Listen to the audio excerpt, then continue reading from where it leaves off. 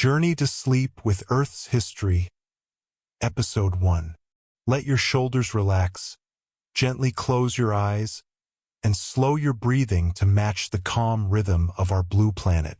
In this peaceful moment, you might hear the faint whispers of stone, the echoes of eras that have slept for billions of years. Earth's history is like an endless lullaby, unfolding across countless falling stars, millions of seasons, and thousands of generations of living things that have come and gone. Every grain of sand, every drop of water, even the thin air you breathe carries the memory of a miraculous journey from chaos to life. This series will guide you back to those earliest times, from the Big Bang that opened up the cosmos, to the formation of the Earth itself, through seas of fire, endless rains, rivers of glowing lava, and finally the birth of oceans, continents, and the first tiny seeds of life. There is no need to hurry. Each detail will be told slowly, gently, like a comforting lullaby, to help you drift into deep sleep. And if your eyelids grow heavy, let dreams take over. For the Earth will go on whispering its story, whether you are awake or already asleep. Let us begin this peaceful journey, so that each night you may feel small yet deeply connected to the place that has nurtured life for billions of years. Crescent Moon. Part 1. The Primordial Universe and the Origin of the Sun. Close your eyes and try to imagine, billions upon billions of years ago, there was no blue sky, no gentle ocean waves, no birds singing at dawn.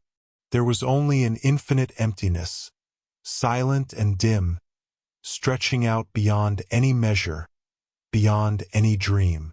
Within that emptiness, all matter, all rays of light, every beginning was compressed into a single tiny point, unimaginably heavy, immeasurably dense.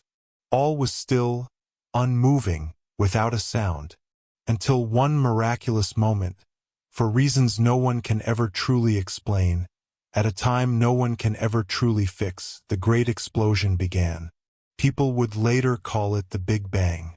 An explosion unlike anything we can picture. From that single tiny dot, energy erupted, carrying matter, light, heat, and even space and time itself. Nothing could resist this tremendous surge. The universe spread outward, expanding, stretching beyond all bounds, taking with it the first specks of dust, the first seeds of countless stars. Like sowing a handful of seeds upon a field. Yet these seeds would not grow into rice or grass, but into entire galaxies, nebulae, and lights twinkling across the night sky. Try to picture that scene. So slow, so quiet, billions of tiny stars gradually emerging from the cosmic mist. One bright dot far away, then two, then countless more. Within swirling clouds of gas and dust, pieces began to spiral, to clump together, to shrink, to heat up, and at last to burn bright. The first light pierced through that primordial darkness, and those rays spread out, soothing, calling, like a lullaby sung by the endless universe. Among those billions of newborn stars, there was one that would become special to us. That was the sun, the source of life, of warmth, of light, for which countless creatures on Earth would one day give thanks. The sun did not appear in a blink. It too formed from a giant gas and dust cloud. That cloud spun, tirelessly spinning, slowly compressing, heating up, and finally bursting into a fiery glow among the cosmic night. Imagine, if you could see from far away, a golden ball of fire, slowly blazing against the depths of blackness. That flame did not fade, did not weaken, but grew stronger. Its gravity squeezed layers of gas inward, igniting nuclear fusion deep within. For millions of years, the sun patiently burned, sending its warmth outward in every direction. Among the icy reaches of space, that warmth was like a caring embrace, wrapping around the tiny clumps of dust nearby. And those tiny grains, those small rocks, began to gather, to circle around the sun like children drawn to a parent. They collided, joined together, broke apart, then gathered again, forming bigger and bigger chunks, more solid each time. One such chunk, at just the right distance, neither too hot nor too cold, started to take shape. That was our Earth. But this was only the very beginning. That rocky sphere was still young, still wild, with no life, no plants, no oceans. Think of it as a newborn child, red and burning, still raw, without the calm shape we know today. When Earth was still so young, giant meteorites rained down one after another, striking it again and again, melting its surface layer. Volcanoes erupted constantly, sending rivers of glowing red lava cascading down, then cooling to hard black rock. In the darkness of space, Earth shone like a fiery ball, breaking apart and reforming, breaking and healing over and over millions of times. The roar of impacts, the explosions of volcanoes, the angry hiss of lava, all blended together, fierce, yet in a strange way, beautiful. And then, as Earth's surface slowly began to cool, the very first crust began to form. A thin, fragile layer of rock, like the planet's first skin, spread across the searing hot iron core beneath. Deep inside, the molten iron core kept turning, moving, creating a powerful magnetic field, one that would someday shield all life from cosmic storms. Time went by so slowly, so patiently. The Earth began to spin steadily around the sun, and that turning brought rhythm. Day and night, light and dark, warmth and cold. If you listen carefully enough, perhaps you could hear the first breath of this world. A smoldering, hot, but determined breath, preparing to nurture all living things to come. Massive clouds of water vapor continued to rise from its steaming surface. That vapor would condense into rain, fall, then rise again, fall again over and over. The first cycle had begun, holding the promise of forming vast oceans. Across Earth's young surface, countless rocky islands appeared, sank, broke apart, then rose again. The formation of continents began with these fragile rocky masses. A primitive planet, but already carrying within it the ingredients that would one day make it a home for life. Picture far away, the moon beginning to form too, from a chunk of Earth torn off after a giant collision. The moon became round, settled into orbit, and gently circled Earth, like a loyal companion. Those two little worlds, Earth and Moon, continued to dance around the sun, tireless, for billions of years. Beneath the sun's gentle light, Earth cooled even more, strengthening its crust, and silently preparing to welcome the first rains. Steam still rose, gathered into clouds, and then, at last, broke open as endless rain, falling for thousands upon thousands of years, soothing the scorched lands, filling deep craters, and slowly making the first oceans, those primordial seas, salty and restless, churning, yet becoming the cradle that would one day nurture life. The Earth's breathing, the sun's wind, the moon's calm glow, all were preparing for a new chapter, a wondrous chapter. A chapter of life, a chapter of green, a chapter that would someday lead to us. So let your mind rest and feel that every moment of that distant past still echoes somehow within our blood, within every breath we take. For we are, in the end, all children of stardust, drifting gently since the very beginning. And so, our planet began to move forward into its unimaginably long story. Each night, Each day, drifting by, Earth patiently circling the sun, carrying warmth, carrying light, carrying hope that had yet to be born. In those faraway days, there was not a single human gaze turned upward. There were no songs, no tears, only the breaking of stone, the roaring of volcanoes, the wild wind sweeping across a primitive ocean. Water vapor continued to rise, gathering into ever thicker clouds. These clouds carried millions upon millions of tiny droplets, waiting to fall as the very first rain. One dawn, so far back in time, as the ground cooled enough, those first raindrops began to fall, falling on rough black rocks, falling into dusty craters, falling upon cooled lava plains. The rain came without stopping, falling for thousands of years, like a gentle but endless lullaby, soothing the parched earth, washing away the scars left by endless collisions. Slowly, those drops joined into streams, then rivers, then spread across lowlands to become seas. Imagine the sound of that rain, steady, tapping upon stone, each drop quiet, mingling with faraway thunder, with lightning flashing across a sky the color of ash. The whole world, as if being bathed, purified, made ready to receive something new. As those first drops pooled, the wind began to change. Winds from the newborn seas blew across the land, carrying salt, carrying cold, carrying a hope the wind itself did not understand. Within those winds, you could almost hear the slow, steady heartbeat of the earth, a deep, patient, determined rhythm, like a lullaby echoing from billions of years before.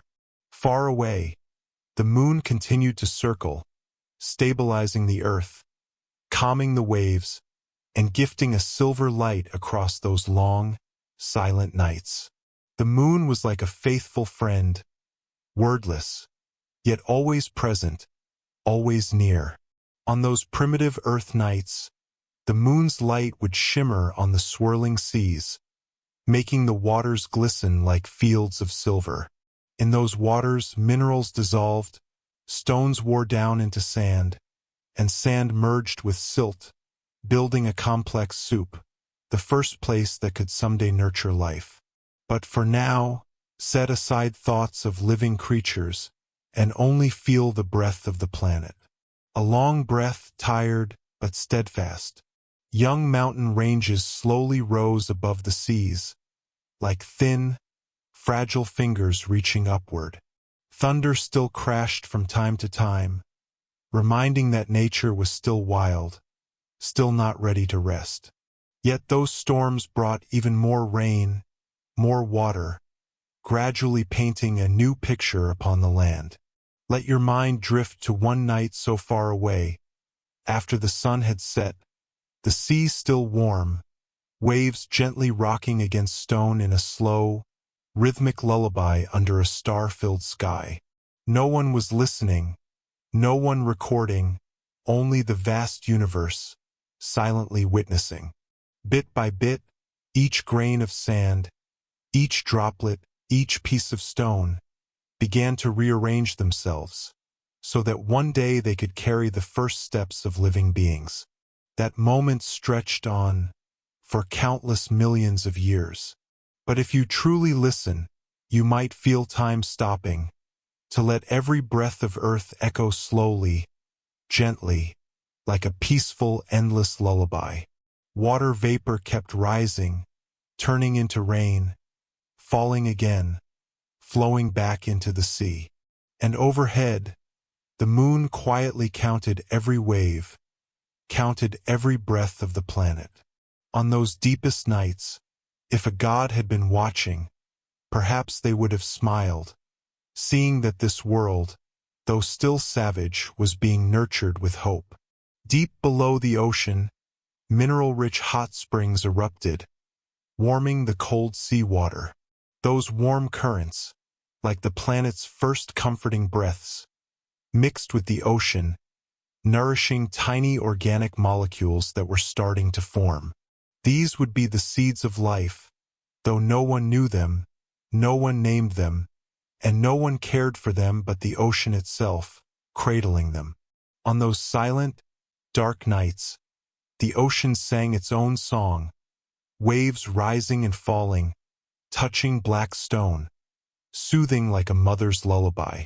Everything moved slowly, so slow that if you listen with your heart, you might hear the heartbeat of rock itself, the faint vibration of water vapor, like a distant ancient heartbeat, steady, calm, peaceful.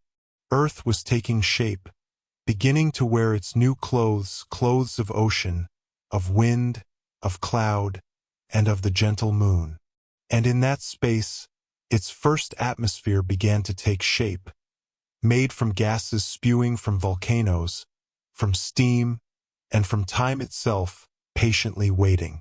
That atmosphere was still toxic, still full of acidic vapors, but would slowly become gentler, as rain continued to rinse away the planet's anger, as Earth slowly cooled. Everything was like a newborn, learning to breathe, to feed, to balance. Slowly, awkwardly, but with a will to grow.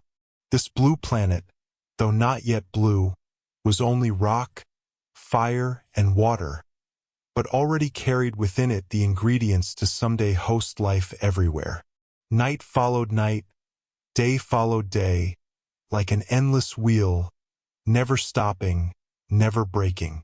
In that gentle rotation, sunlight by day warmed it, moonlight by night watched over it, making everything feel safe, peaceful.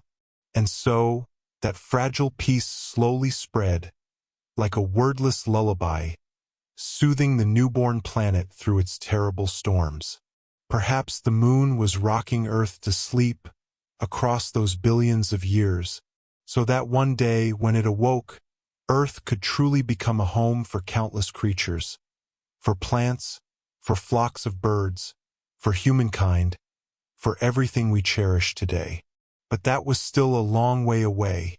For now, let your mind float along with the waves, with the slow breathing of the sea, with the steady rainfall and the quieting volcanoes. A young planet trying to grow up, trying to find its own balance, trying to learn how to cradle life. Like a clumsy child, but one that would someday learn to walk, to love, and to become a shelter for countless living things. Part 2. The Primordial Earth and its Sea of Fire Words. A melting earth and the meteorite storm. Rest deeper now, and let your mind sink into the swirling mists of an ancient time. The newborn earth was a world aflame. Its surface roiled with molten rock, glowing like the embers of an endless furnace. The air itself was a thick, suffocating blend of gases. Carbon dioxide, sulfur dioxide, ammonia, and metallic vapors that clung to every inch of the scorched world. There were no oceans yet, no gentle rains, no quiet meadows, only fiery chaos. Imagine, if you can, a place where rivers were made of liquid rock, where mountains rose up only to melt away again, and where the sky was choked with swirling ash. Into this inferno came the relentless hailstorm of meteorites. They were fragments left over from the creation of the solar system, jagged, wild, without a purpose but to obey gravity's pull. Day after day, year after year, they battered the earth. Some were no larger than a cottage. Others rivaled entire mountains. They streaked through the dense atmosphere, blazing, shrieking, then exploding with enough force to tear open vast craters, sending shockwaves through the molten seas. Each impact hurled molten rock and shattered fragments high into the poisonous sky, adding to the choking clouds that hung over the planet. Some meteorites carried rare minerals, carbon compounds, and even water ice locked within them, tiny, precious seeds that would, one day, become the basis of life. But there was no shelter, no calm. The ground shook endlessly from the constant bombardment, as if the planet itself was struggling to steady its newborn heart. Sometimes, the impacts were so powerful they vaporized parts of the crust, sending a rain of fire across hundreds of kilometers, melting what little had begun to cool. It is hard to imagine, but these cosmic collisions were essential. Without them, the planet would have lacked the vital ingredients to build complex chemistry, and there might never have been life at all. So, in a strange way, the endless meteorite rain was like a harsh blessing, a chaotic but necessary forging of the raw materials Earth would need to someday nurture living creatures. Think of each meteorite as a note in a crashing symphony, each explosion as a beat of the planet's first wild rhythm. Over time, the world was softened and shaped by these brutal, unyielding forces. This was the crucible in which the first hints of habitability were born. And though no eyes witnessed it then, the blazing storms and churning lava left behind a record, scars and layers that geologists can still trace today, billions of years later. As the moon slowly took shape and began orbiting the Earth, its pale glow may have, for the first time, added a strange, silent presence in the night sky, reflected faintly through the smoky clouds of a burning world. Beneath that ghostly light, the meteorite bombardment raged on, carving and reshaping the land, mixing together the elements that would later allow life to blossom. This was no gentle cradle. It was a furnace, roaring and unstoppable, yet carrying within it the promise of something more. 2. The formation of the iron core and the crust. As the meteorite rain continued, a profound transformation took place deep inside the molten Earth. Within its churning, boiling interior, something remarkable was happening. The planet's heaviest elements, like iron and nickel, were drawn by gravity to sink downward, ever deeper, leaving lighter elements to float upward. Slowly, the iron gathered at the very heart of the world, forming a vast, liquid core, a glowing heart beating steadily within the darkness. This iron core became the hidden engine of the entire planet. As it swirled and spun, it generated an immense magnetic field, a protective shield that would someday guard the Earth from the dangerous solar winds and cosmic rays that constantly batter our solar system. Without this shield, the planet would have been stripped bare, its thin early atmosphere swept away, its surface left naked and sterile like that of Mercury or Mars. And so, the iron core was far more than molten metal. It was a promise of stability, a promise of protection, a promise of a future. Around this core, lighter elements formed layers that cooled and hardened into a primitive crust. This crust was still fragile, thin as eggshell, easily broken by continuing impacts from meteorites. But little by little it thickened. Each time a new meteorite crashed through it, the crust shattered, but then healed itself as lava welled up and cooled again. It was a cycle of destruction and rebirth, repeated for millions of years, until the crust became robust enough to shield the seething magma below. Above all this, the moon, born from a colossal collision with a Mars-sized body, had by then found a stable orbit. Its steady presence acted like a cosmic caretaker, calming the infant Earth's chaotic spin and helping stabilize the length of its days. Slowly, as the Earth's spin was moderated and its magnetic field grew stronger, conditions began to change. Though still a nightmarish, toxic place, Earth was no longer simply a sea of liquid rock. The crust, though battered, had started to support the outlines of continents, rugged, torn, but no longer formless. Beneath, the iron core kept spinning, a relentless guardian heart, pulsing a lullaby of magnetism through the entire planet. This lullaby, slow and powerful, still sings today, protecting us invisibly as we sleep and as we dream. The gentle rocking of the tides, pulled by the moon's distant gravity, also began to lay down a pattern, a rhythm, that would one day help life adapt to cycles of light and dark, high and low. In the far future, these lunar tides would nurture tidal pools, where the chemistry of life could take its first steps. But for now, Earth was still too young, still too violent. This crust bore countless wounds. And yet, that crust was the first sign that the planet could become a home. Let that image soothe you. A scarred but growing crust, a molten iron heart beating deep below, a silent moon watching overhead, a world already carrying the seeds of all things yet to come. 3. A young planet, chaotic but taking shape. In time, as the hailstorm of meteorites gradually waned, brief moments of calm returned. Between each fresh impact, there were longer silences. The sun's light could begin, at last, to peek through the thick ash and vapor, warming the battered crust. The newborn continents, no more than jagged rock platforms, started to move upon the slowly shifting sea of magma below. These drifting slabs collided, fractured, and sometimes fused together, giving birth to the very first mountain chains and rift valleys. Here, the earliest chapters of plate tectonics were written. Beneath the crust, Earth's heat remained unstoppable. Magma found its way through cracks, erupting in enormous volcanoes that covered whole regions with new rock and poisonous gases. Each volcanic eruption was like the planet's exhale, venting internal pressures that built up as the crust flexed and bent.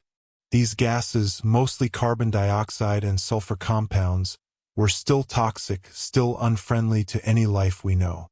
But they laid the foundations of an atmosphere, a thick, harsh atmosphere that could trap heat, keeping the planet from freezing completely when sunlight was blocked. In this strange, punishing climate, water vapor began to form from volcanic steam, rising into the air and condensing into clouds. The first rain fell upon the blackened rocks. It hissed and vanished in an instant, boiled away by the hot ground. But the rain returned, over and over, until the surface slowly began to cool enough for puddles to survive.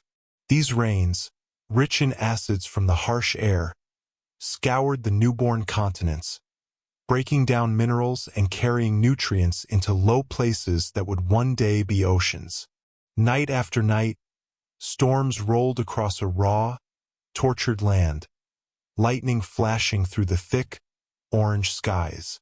The moon tugged gently on these newly forming seas, adding a rhythm to their tides. In these tidal pools, as minerals gathered and water pooled more permanently, the stage was being set for chemistry to experiment, to build the first complex molecules of life. It would take hundreds of millions of years before those molecules would awaken as something living. But here, in this place of storms and lava and endless night, the first possibilities quietly took root. Imagine that scene in your mind. An endless plain of dark stone, steaming and scarred, with rivers of lava glowing like veins in the night. Lightning split the sky, thunder rolled, acid rain pattered against the jagged rocks. Seems like a nightmare, but it was, in truth, the first lullaby of life. Because only through chaos and violence could the planet be prepared. Only through fire and flood could it be made ready. Slowly, the crust thickened. Slowly, the continents became stronger.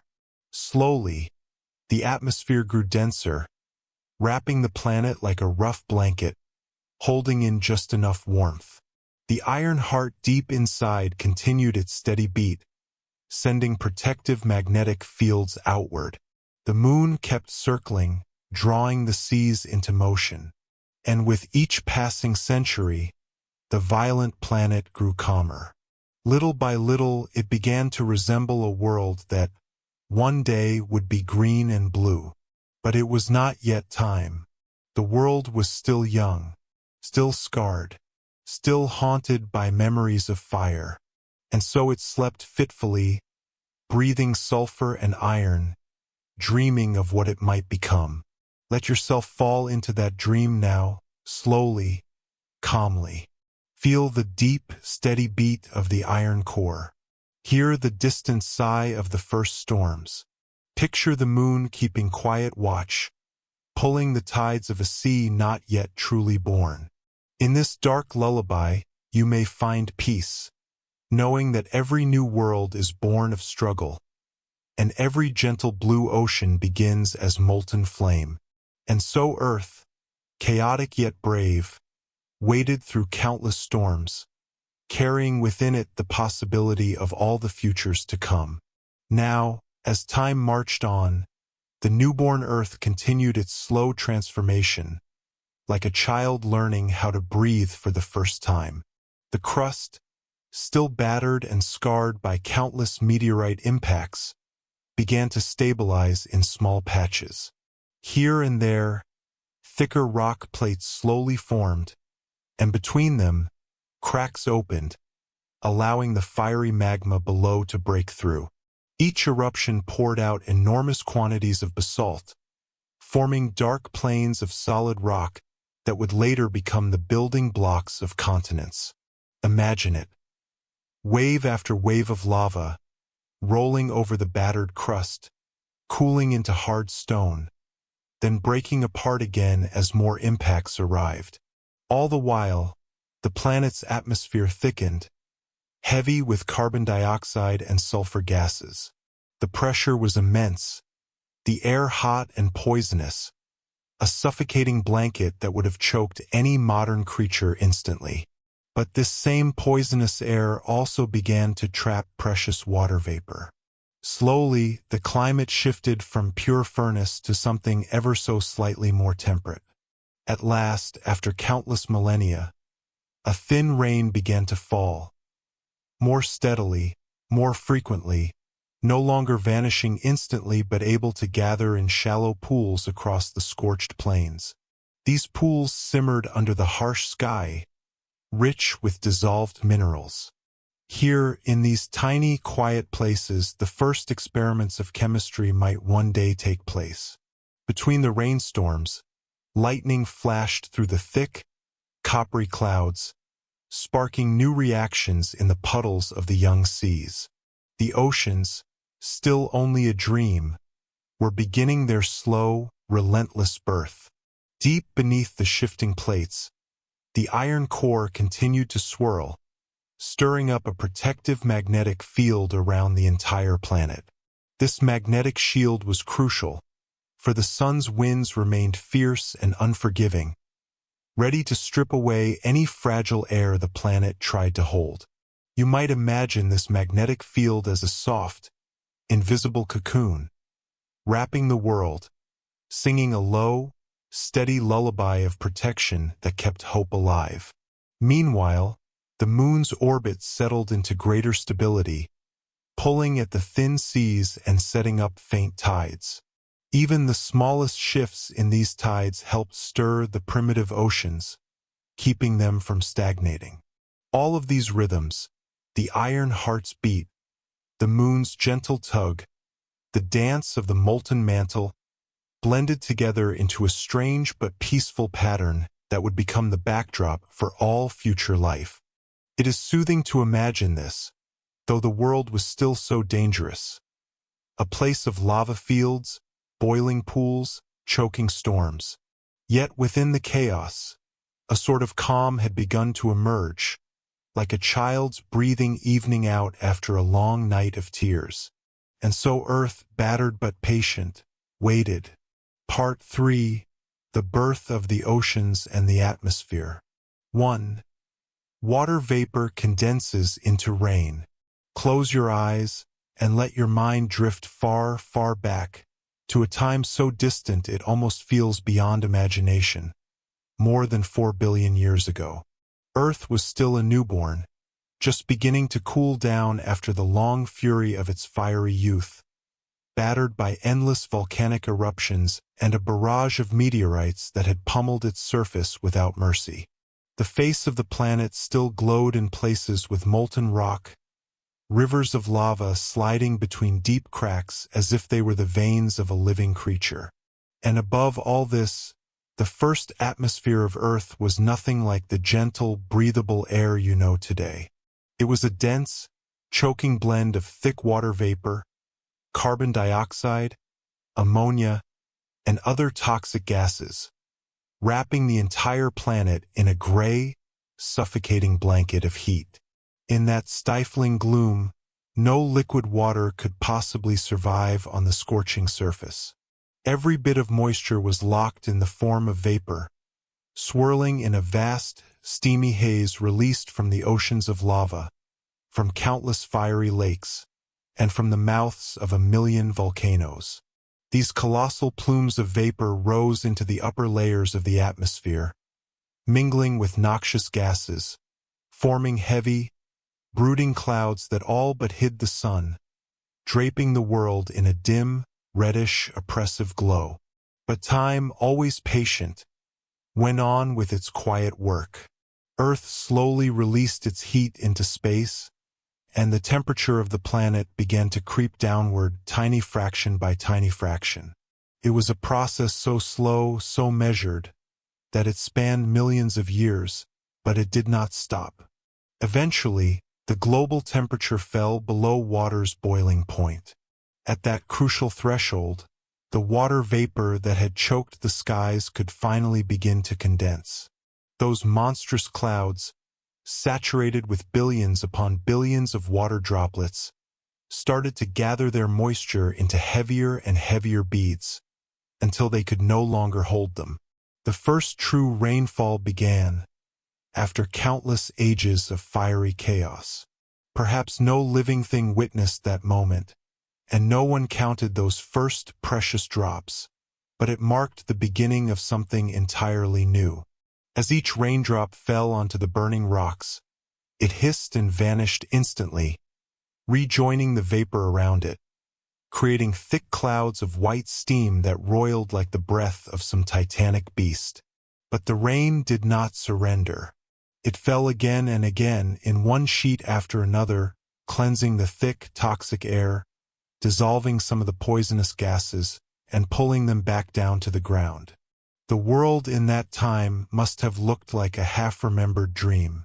Black, swollen clouds filled the sky, letting through almost no sunshine at all, leaving the surface bathed in a dim, ruddy gloom, broken only by the occasional flash of lightning.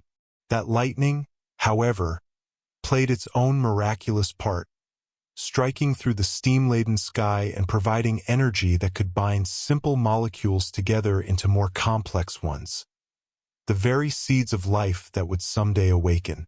Rain, in those days, was Earth's first gentle gift.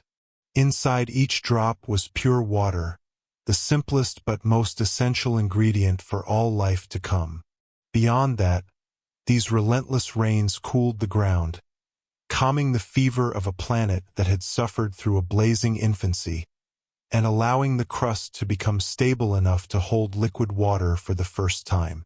Imagine it, countless raindrops, falling day after day, year after year, each one finding its way across scalding rock, down new river channels, soaking into the dust and ash, then running together to carve out the earliest trickling streams. The rhythm of the rain was like a lullaby from the universe itself, slow and steady, bringing a soothing peace to a world that had endured so much violence and heat. The thick clouds gathered, emptied, and gathered again, repeating in a cycle that nature had begun to set in motion. Earth, like a sick child beginning to recover, cooled ever so slowly, learning to rest after its long, nightmarish fevers. And in that calm, liquid water could at last remain on the surface, opening the door for something miraculous to come.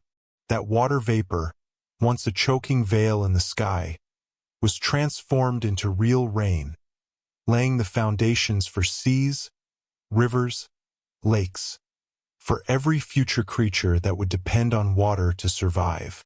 In the hush of those first falling drops, a kind of fragile hope was born, delicate yet unyielding. If you listen carefully, you might almost hear the whisper of that ancient rain, unbroken, soothing, moving patiently over the raw land, as if the universe itself was singing the earth to sleep after an age of fire. And deep within that quiet, the faintest hints of life were already waiting, ready to begin their long journey. 2,000 of years of rain. Close your eyes and try to imagine the sound of rain falling not for a few days or a few months, but for thousands upon thousands of years without rest. After the water vapor had gathered into heavy, swollen clouds, Earth entered a new, astonishing age of rain, an age where storms poured down endlessly, cloaking the entire planet in a shroud of falling water. Billions upon billions of droplets cascaded from the skies, day and night, moving to the slow, steady rhythm of a freshly formed atmosphere. Each drop touched down on blazing rocks only to evaporate in an instant, returning to the air and condensing again, repeating the cycle tirelessly. It was as if nature itself was patiently washing away the toxic gases of the primitive sky, gently cooling a feverish world still raw from millions of years of volcanic storms. The scene was something like a half-formed dream. Towering black clouds blotted out the sun, letting through only a dim, rusty glow, as they loomed over a cracked and battered surface. Great lakes of lava still simmered, sending up steam as each raindrop made contact. Rain drummed steadily on rock, on ash, on the jagged slopes that had only recently risen from seas of fire, slowly softening them, dissolving their sharp edges, and carrying precious minerals downward to the newly forming basins. This was a wondrous transformation. Those unceasing rains acted like nature's own gentle hand, carrying vital elements away from the crust and pooling them into the lowlands, where the first great oceans would one day be born. Iron, calcium, manganese. All were swept along with the endless flows, laying the chemical groundwork for a gentler, more stable world. Picture these endless downpours, going on for countless generations, with the sky locked in a near-permanent gray. There was no summer, no bright sun, only an atmosphere heavy with moisture. Sometimes, lightning would lash through the gloom, momentarily illuminating the darkness with blinding brilliance before being swallowed again by the rain's steady curtain. As time marched forward, the rain kept chiseling at the landscape. Rock fractured and crumbled under the steady pounding, and new channels took shape. Little streams, the ancestors of rivers, began to appear, winding their way across plains that had only recently cooled. These were still fragile, tiny flows, but they traced the earliest paths of what would become entire river networks. The water patiently carved through the land, creating valleys, wearing down mountains, and scooping out the first basins that would one day become vast oceans. Rain, you might say, was the quiet artist of Earth's renewal. Where asteroids had smashed, where volcanoes had roared, rain now whispered, working gently, persistently, to calm and heal. There was nothing abrupt about its power. It was subtle but unstoppable. If you listen with your heart, you can almost hear its soothing rhythm, the slow lullaby of water washing away the terror of a world forged in fire. Thanks to these rains, the planet's temperature gradually settled, allowing liquid water to remain on its surface for the first time in any lasting way. But these rains carried more than just water. Within each drop came tiny grains of cosmic dust, traces of chemicals launched skyward by volcanic eruptions, even fragments of meteorite matter suspended high in the air. Every rainfall swept these materials back to Earth, spreading them across the land like a quiet, miraculous fertilizer, laying down ingredients for the miracle of life. For millennia, this soaking continued, transforming the planet's surface into a vast, muddy realm, where minerals gathered in thick deposits. These mineral-rich pools, dark and brimming with nutrients, could have been where some of the earliest prebiotic reactions began to take place, linking simple molecules together into more complex building blocks. Perhaps, in these humble puddles, the earliest stepping stones toward life were quietly coming together, grain by grain, drop by drop. Bit by bit, rain sculpted the planet. It cut into slopes, filled in craters, smoothed sharp peaks, and patiently shaped Earth into a gentler canvas. Each tiny droplet helped dissolve minerals, carry them away, and redistribute them, forming streams, lakes, and shallow seas. Whenever water pooled long enough, it collected into bigger and bigger bodies, setting the stage for the world's future oceans. And through all those ages, the sound of rainfall must have become like the planet's first memory, a soft, relentless music reminding Earth itself that calm and patience could triumph even over the fiercest flames. Somewhere in that damp, humid gloom, faint sunlight sometimes broke through, shining its pale light across the growing puddles. That weak sunlight, together with the energy from lightning and the chemical soup the rain delivered, helped drive new reactions. Earth, in those days, was like a vast laboratory, operating in slow motion, letting nature run its great experiment under the timeless lullaby of rain.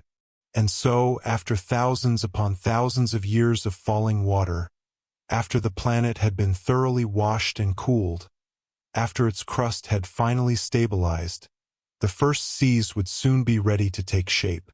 But that gentle story will come in the next chapter. 3. The formation of the first seas and oceans. Close your eyes and allow your thoughts to drift, as if carried by the endless rains that had fallen for thousands upon thousands of years, gently soothing a planet that had finally begun to cool. After these immeasurable rains, the Earth's surface had stabilized enough for liquid water to stay without instantly boiling away. In that quiet, hopeful moment, a new chapter began, the formation of the planet's first seas and oceans. The water that had collected from countless storms began to fill the wide, sunken basins of the young Earth, places where the landscape sagged low and welcomed the flow. This time, the water no longer merely passed through but pooled, forming early shallow lakes, then great inland seas, and at last vast primitive oceans. These connected with each other through young straits and channels, creating an intricate web of water that would soon transform the face of the world. Try to imagine a planet veiled in heavy gray clouds, the ground still dark and battered from ages of volcanic fury, and pools of water growing larger and larger, linking into the first oceans. The surface of these ancient waters was nothing like the clear blue we know today. Instead, it was thick with ash, minerals, and dissolved chemicals, a swirling broth drawn from volcanic rocks and ancient dust. Rainwater running over the stones dissolved salts, carrying sodium, magnesium, calcium, and other elements, slowly giving these waters their first hint of saltiness, the salty signature of oceans that life would one day depend on. The surface of those seas, even then, remained warm, heated from below by Earth's still active volcanic fires. Hydrothermal vents erupted in the depths, sending up columns of steaming water rich with minerals, heavy metals, and a wealth of raw energy. These underwater fountains, like immense natural laboratories, spread warmth and vital chemicals through the first oceans, nurturing the ingredients of more complex organic molecules to come. The earliest waves began to form, clumsy and timid. Winds, gliding over the surface of these newborn seas, stirred up the water and built gentle ripples. From these ripples, the earliest tides began to emerge, drawn faintly by the newly stabilized moon, as it circled the Earth on a fresh, young orbit. These delicate tidal forces, though far weaker than the modern tides we know today, still played their part, constantly mixing the oceans, redistributing heat and nutrients, and encouraging new chemical reactions in the swirling waters. If you look deeper, you might see white plumes of vapor rising from the hydrothermal vents, carrying metals and heat up into the ocean. These warm currents spread through the young seas, creating something like a giant simmering pot, keeping the soup of life bubbling gently. Within that churning, mineral-rich liquid, countless molecules collided, combined, and evolved. Perhaps it was here that amino acids, the first organic building blocks, began to link together, weaving the fragile threads of what would one day become the code of life. The salty water of these oceans acted as an extraordinary solvent, dissolving, concentrating, and nurturing a bewildering array of chemicals. It became a vast reaction chamber, far larger than any laboratory, where sunlight, lightning, geothermal energy, and even natural radioactivity worked together, gently nudging simple molecules toward ever more complex forms. The gentle currents stirred these compounds through every hidden corner of the oceans, giving them chance after chance to meet, react, and build the very first patterns of life. If you listen carefully in your imagination, you might hear the slow rhythm of waves, lapping against scorched stone shores, the quiet bubbling of hydrothermal vents in the depths, and the whisper of winds crossing over a limitless watery plain. It was a lullaby of sorts, a new song of calm, after an age of violence and fire. For Earth, these first oceans were a blessing. They protected delicate compounds from the heat of the sun and shielded them from harsh ultraviolet rays, cradling them in coolness and shelter. In these depths, protected by layers of water, the earliest seeds of biology could endure. Molecules that might otherwise have broken apart on land were preserved, given time to experiment, to replicate, to build membranes, and even to begin storing information. The water's buffering effect was priceless, creating a safe harbor where evolution could take its first tiny steps. Over the course of many thousands, even millions of years, the oceans grew wider, deeper, more stable. They became a single, enormous reservoir for water, minerals, and energy, the true cradle of life. With their steady tides and gentle waves, they helped shape a new cycle of climate on the planet, one that began to distinguish between wet and dry, warm and cool, a gentle heartbeat that Earth had never known before. It was within these young seas, swirling with promise, that the earliest steps toward biology began. Amino acids, nucleotides, and other simple organic molecules slowly gathered, tested their bonds, broke apart, and tried again, guided by nothing more than chemistry, chance, and time. Little by little, the precursors of proteins, membranes, and even primitive genetic codes found their footing here, building the pillars of all life that would someday flourish. As you lie back and imagine, you might still taste a hint of ancient salt on your tongue, carried forward by the air over billions of years. The oceans, with their rolling tides and ceaseless waves, continue to sing the same gentle, endless melody they began in those earliest days. And the Earth itself, after so much chaos and fury, finally learned how to rest, rocking itself to sleep with the lullaby of waves and winds, waiting patiently for life's grand awakening. Part 4. The first life appeared. 1. Amino acids, the seeds of life. Close your eyes and let your thoughts drift with the distant echo of waves from the primeval seas. Beneath their still warm surfaces, within the gentle sway of slow tides and the bubbling currents of hydrothermal vents, a delicate wonder was quietly beginning to take form. These were the first organic molecules, amino acids, simple, unassuming, yet miraculous building blocks of life as we know it. Amino acids, in their simplest essence, are like tiny bricks gifted by the universe itself, designed to assemble into proteins, the fundamental architecture of all living things. In those early oceans, while storms still rumbled and lightning lashed through a sky rich in methane, ammonia, carbon dioxide, and water vapor, a spark of chance reactions began. Heat from undersea vents, bolts of lightning, and minerals dissolved within the churning waters created a perfect, patient stage for atoms to link into long chains, forming the first precious amino acids. It is hard to grasp just how patient, how persistent nature had to be.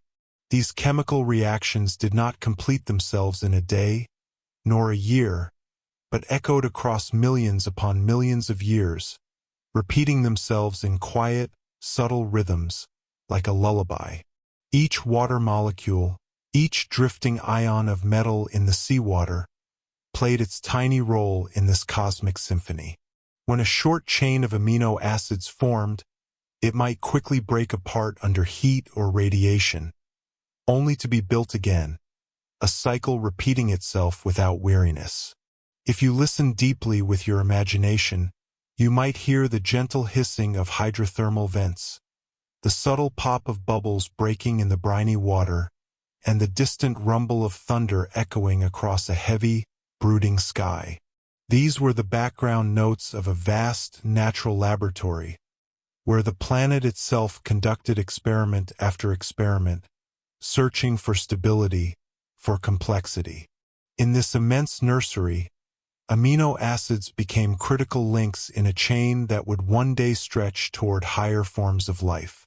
What is astonishing is that although they formed randomly, the structure of amino acids was perfectly suited to assemble into proteins, those extraordinary molecules that build and run all living systems.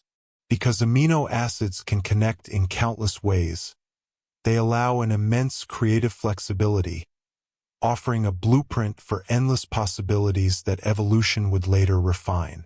Imagine these tiny molecules drifting through rich, mineral-laden waters, jostled gently by waves and tides.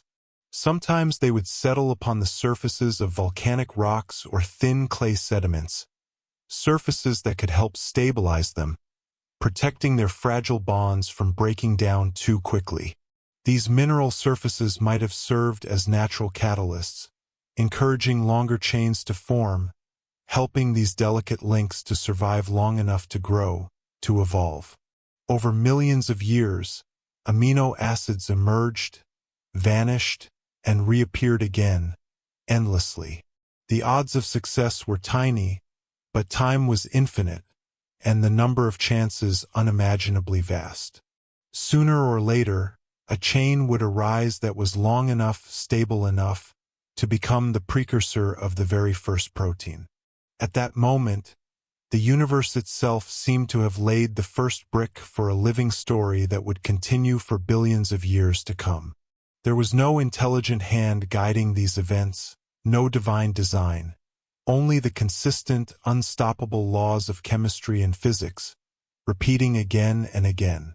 Everything progressed in a gentle, unhurried way, calm as a softly falling rain, yet holding within it the limitless power of creation. If you let your mind wander through that time, you might see a world silent and alone, where the oceans were the only refuge for these secretive reactions.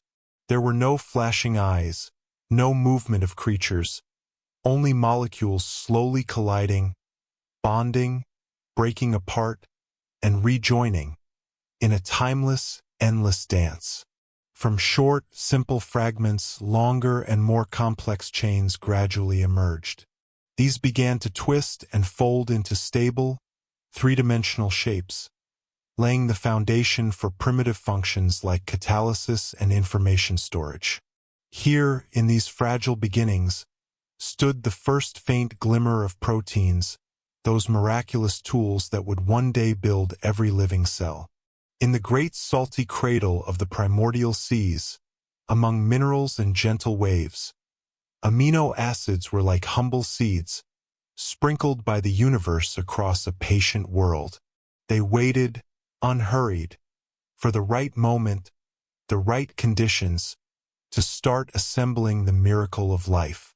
Can you imagine lying by that ancient ocean, hearing the subtle hush of tides, tasting a faint trace of salt on the air, feeling the breath of a world slowly cooling? Those same tides that now rock us to sleep on quiet beaches began their story then, soothing and repetitive, cradling a planet from its fiery youth toward a more nurturing future. These tiny amino acids, without knowing it, carried within them the promise of everything that would follow. The branching paths of evolution, the rise of cells, the spreading of green forests, the birth of animals and eventually humans. They were nature's first, humble offering toward complexity, a beginning so small yet so momentous. And as you rest, if you listen very closely in the soft spaces of your mind, perhaps you will still hear that slow, ancient lullaby. The chemistry of patience, the poetry of water and heat and minerals, endlessly trying, endlessly hoping, until one day, somewhere, something finally lived. 2. Ancient bacteria and cyanobacteria. Settle back and allow your breathing to slow, as if you were lying beside a vast, quiet sea. The Earth, by this time, had already weathered hundreds of millions of years of relentless change. The oceans had widened, becoming a patient cradle for the delicate, almost magical reactions that would soon transform everything. Within the salty, mineral-rich waters of those primeval seas, the simple amino acid chains of the past now advanced to a new, humble but profound stage. The arrival of ancient bacteria, and eventually cyanobacteria. These ancient bacteria, true pioneers of life, were among the first beings we might genuinely call alive, for they possessed protective cell membranes, basic metabolic processes, and the precious ability to pass on genetic information. Sheltered in the dark, mineral-fed currents of the deep ocean, these simple cells began a journey that would last billions of years, opening the door for all complex life to come. Though tiny and fragile, these primitive bacteria were astonishingly resilient. They could survive boiling temperatures, endure intense salinity, and tolerate a near-complete lack of oxygen, conditions no human today could ever withstand. In fact, those very extremes were the perfect home for these first life forms, giving them a quiet refuge where they could multiply and adapt. Imagine each tiny cell, a small shimmering bubble, suspended in the water, replicating patiently and spreading far and wide. Picture countless trillions of these primitive bacteria drifting through the vast primeval oceans, some clinging to volcanic rocks, others hidden in cracks and crevices on the seafloor. Each time the waves or tides stirred the water, they were carried farther, expanding their microscopic empire. They devoured simple organic molecules, harvesting energy from chemical reactions in the water, and slowly, gently wove together the first webs of primitive metabolism. If you close your eyes, you might imagine this scene playing out in a hushed, slow rhythm. Tiny cells clustering together in delicate sheets, then breaking apart in the current, then beginning anew somewhere else. There were no cries, no colors, no grand movements. Only the gentle pattern of life replicating, experimenting, testing its ability to survive over countless generations, one quiet step at a time. Among these ancient bacteria, a remarkable group emerged, the cyanobacteria, sometimes called blue-green algae. They remained single-celled, but they had unlocked a secret power: photosynthesis, the ability to harvest energy directly from sunlight. This was a revolution for life on Earth. While most other primitive organisms depended on chemicals from the seafloor, cyanobacteria learned to harness the endless gift of sunlight, opening an entirely new path for life to expand.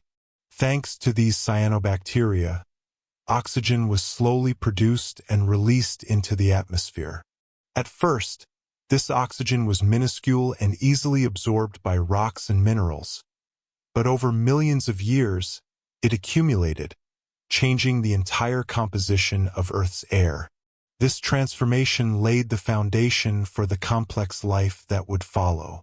In a way, cyanobacteria were the planet's first biological engineers, silently rewriting both atmosphere and ocean in a way no living thing had ever done before. Let your mind wander, and you might hear, far in the distance, the soft and steady hush of waves, the whisper of wind across a wide and empty sea, and somewhere in the water trillions of cells exchanging bits of genetic code, dividing, dying, and beginning again. It was a patient, quiet dance, unfolding over hundreds of millions of years, until the world was finally rich enough in oxygen to welcome the rise of multicellular creatures. When you think of these primitive bacteria and cyanobacteria, do not imagine them as something strange or alien. Within every human cell today lie echoes of those ancient ancestors. The ways we copy DNA, the structures that build our energy systems, all of these first took shape among those humble microorganisms billions of years ago.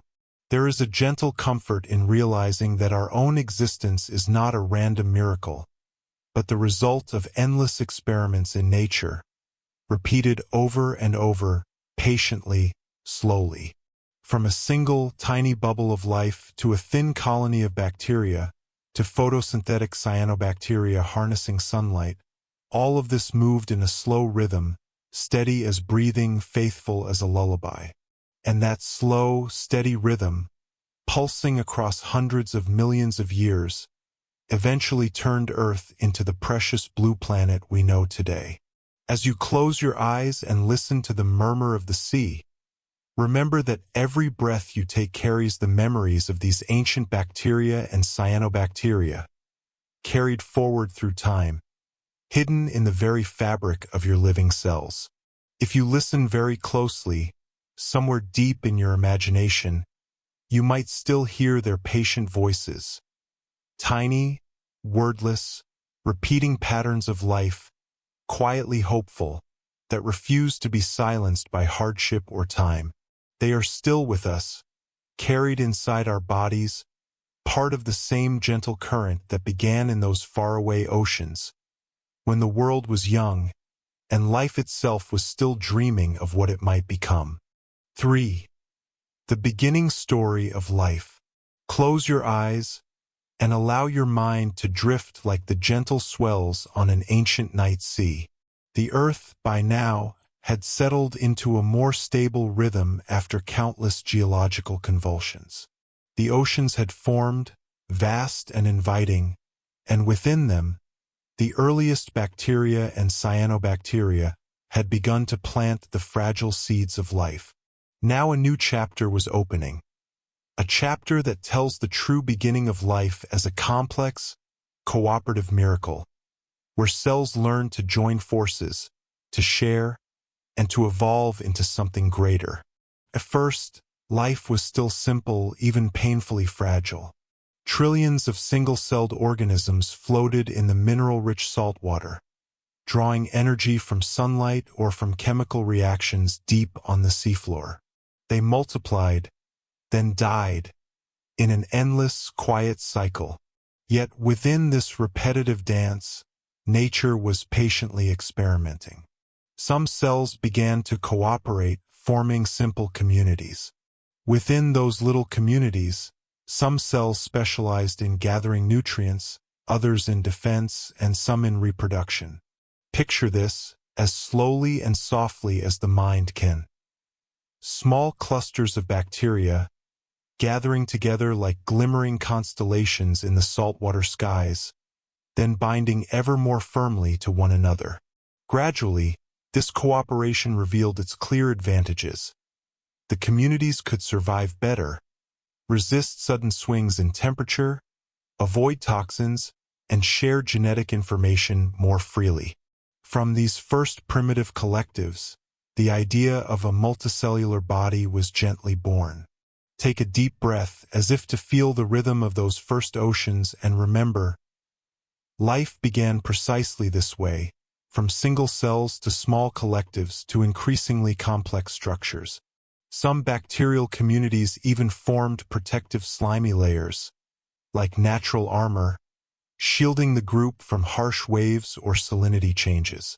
Those slimy layers, primitive though they were, created a stable inner environment, a sort of cradle where delicate chemical reactions could continue undisturbed. Over millions upon millions of years, these simple bacterial groups evolved into more refined, more elaborate structures, ultimately giving rise to the first truly multicellular organisms. Within these communities, cells began to specialize with greater clarity. Some for absorbing food, some for transporting materials, others for storage, and still others for reproduction. Here lay the earliest stepping stone toward the magnificent diversity of life that would someday follow. If you let your thoughts drift slowly, you might picture in that sluggish, briny water countless delicate clusters of cells, floating like tiny living clouds, nudged by gentle tides, bumping together, then parting, then merging again. They seemed so insignificant, yet they were quiet seeds of resilience, rising through challenge after challenge, eventually giving rise to algae, fungi, coral, and countless other marvelous living shapes. During a span of time almost beyond human imagination, nature kept its gentle, patient rhythm. The waves kept washing upon young shores, the tides moved with cosmic predictability, and below that peaceful surface, the stories of evolution carried on. New genes appeared, were tested, were cast aside if they failed, or preserved if they offered the slightest advantage. It was a grand laboratory, operating without pause, filled with billions upon billions of tiny experiments happening at once. No guiding hand, no conductor, but still breathtakingly effective. If you let your mind wander back to that time, you might sense the deep silence of those oceans, hear the soft fizz of bubbles breaking on a volcanic vent, and feel the faint, steady heartbeat of life just beginning to bloom. In that quiet, those simple cells sketched the first outlines of a future that would, in the end, lead to you, to me, to all of us who walk the world today. It was not a sudden miracle, but the slow, unshakable result of countless generations of patient trial and error. Each tiny change was remembered, saved, or discarded, and layer by layer, life wrote its gentle evolutionary lullaby. A hymn so powerful it turned a once dead, molten planet into the living wonder we see today. Perhaps the most moving thing to remember is this: everything began with just a few molecules, then a few cells, then a tiny cooperative community. There was no divine intellect, no grand plan, only nature's patient logic, repeating, testing, and adapting. Like a gentle, loving mother, nature nurtured each primitive form, allowed failures, and gave second chances, slowly, tenderly, yet with unstoppable persistence. And you, on a night when sleep feels far away, might close your eyes and imagine yourself floating upon those original oceans. Hear the waves hush against distant shorelines, feel the faint vibration of a spinning planet, and remember the billions of ancient cells that came together in those waters to create life's first miracles. They are the faraway ancestors of all living things, and their story still whispers, softly, in every heartbeat and every breath you take today. If you listen carefully in the silence, perhaps you will catch the gentle chorus of their legacy. Patient, wordless, yet filled with endless hope, that even the smallest beginnings, repeated with kindness and persistence, can transform a world. Part 5. The green planet is changing. 1. Cyanobacteria creating oxygen. Close your eyes now, let your breathing slow, and allow yourself to drift backward through time to a world still half-shadowed, half-silent. Imagine the ancient oceans, vast and dark, where only a pale light filtered down through the rolling waves, touching tiny living cells hidden in their mineral embrace. Cyanobacteria, the gentle blue-green algae. These cyanobacteria were among the first living beings on Earth to master the delicate art of photosynthesis. They were simple, almost fragile creatures, single-celled yet carrying within them the spark of something grand. In their tiny interiors, they held the power to turn sunlight, water, and carbon dioxide into sustenance, and in doing so, to release a precious byproduct, oxygen. At first, this oxygen was so quickly consumed by the hungry elements of the ancient seas. Vast deposits of iron and other reactive minerals captured it, binding it tightly into iron oxides and other compounds that sank to the ocean floor. The rocks drank up the oxygen almost as soon as it appeared, leaving no free breath in the water or air. But the cyanobacteria were patient beyond imagination.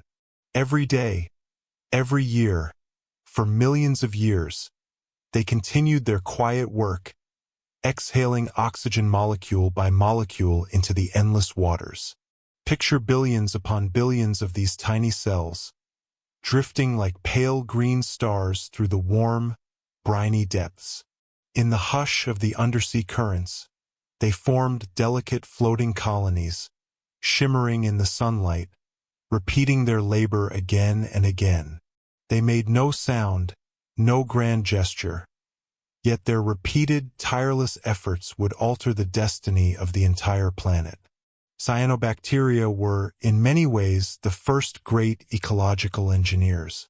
While creating oxygen, they also helped stabilize the carbon cycle, drawing carbon dioxide from the seawater, transforming it, and releasing balance back into their environment. Slowly, so slowly that no single generation could see it, the minerals that had once devoured oxygen became saturated, until they could no longer absorb every breath. Bit by bit, free oxygen began to linger, first in the seas, then rising toward the sky. If you listen, you might almost hear the patient breathing of the planet in that ancient age. Every cyanobacterium releasing a single faint gasp, repeated across countless lives, until it became a chorus that reshaped the world. Sunlight, once merely a harsh glare on a lifeless sea, had now become the spark that would feed all life. And the gift it offered, through these tiny creatures, was oxygen, drifting upward like a prayer. Imagine a single day, 3 billion years ago, the sun rising over a quiet ocean, gentle waves rippling toward a barren shore, and within that sea, cyanobacteria softly performing their task. There was no roar, no shout, only the measured, tranquil rhythm of photosynthesis, pulsing like a lullaby through the currents. Their numbers grew, spreading far and wide, clinging to shallow reefs and volcanic islands, carried by tides to every continent's edge. They built mats and colonies so dense that modern scientists still find their fossilized structures today, preserved as layered stromatolites. These living carpets were both fragile and resilient, standing firm against storms, forever repairing and rebuilding themselves. It was this relentless, quiet industry that slowly, inevitably, overcame the greedy minerals of Earth's crust. When those minerals could no longer lock away the flood of oxygen, the precious gas at last began to gather in the atmosphere. This moment, though it took tens of millions of years, was the beginning of a transformation so deep that the planet would never be the same. Let yourself feel how comforting that rhythm might have been. The patient cyanobacteria inhaling carbon dioxide, exhaling oxygen again and again without complaint or hurry. Each cell was like a tiny lantern, lit by the sun, shining quietly in the sea's shadow. Generation after generation, their story repeated, leaving behind an atmosphere a little less suffocating, a little more welcoming. And beyond the oxygen, cyanobacteria left other gifts. They helped recycle essential nutrients, establishing a stable food web for later creatures. They changed the chemistry of the oceans themselves, giving rise to minerals that became the building blocks of early life. In their quiet way, they nurtured the planet, like a grandmother gently tending a fragile child, endlessly patient, endlessly giving. When you breathe in tonight, remember that your breath has been inherited from that distant age, from those tiny blue-green ancestors who labored under a sun no different from ours.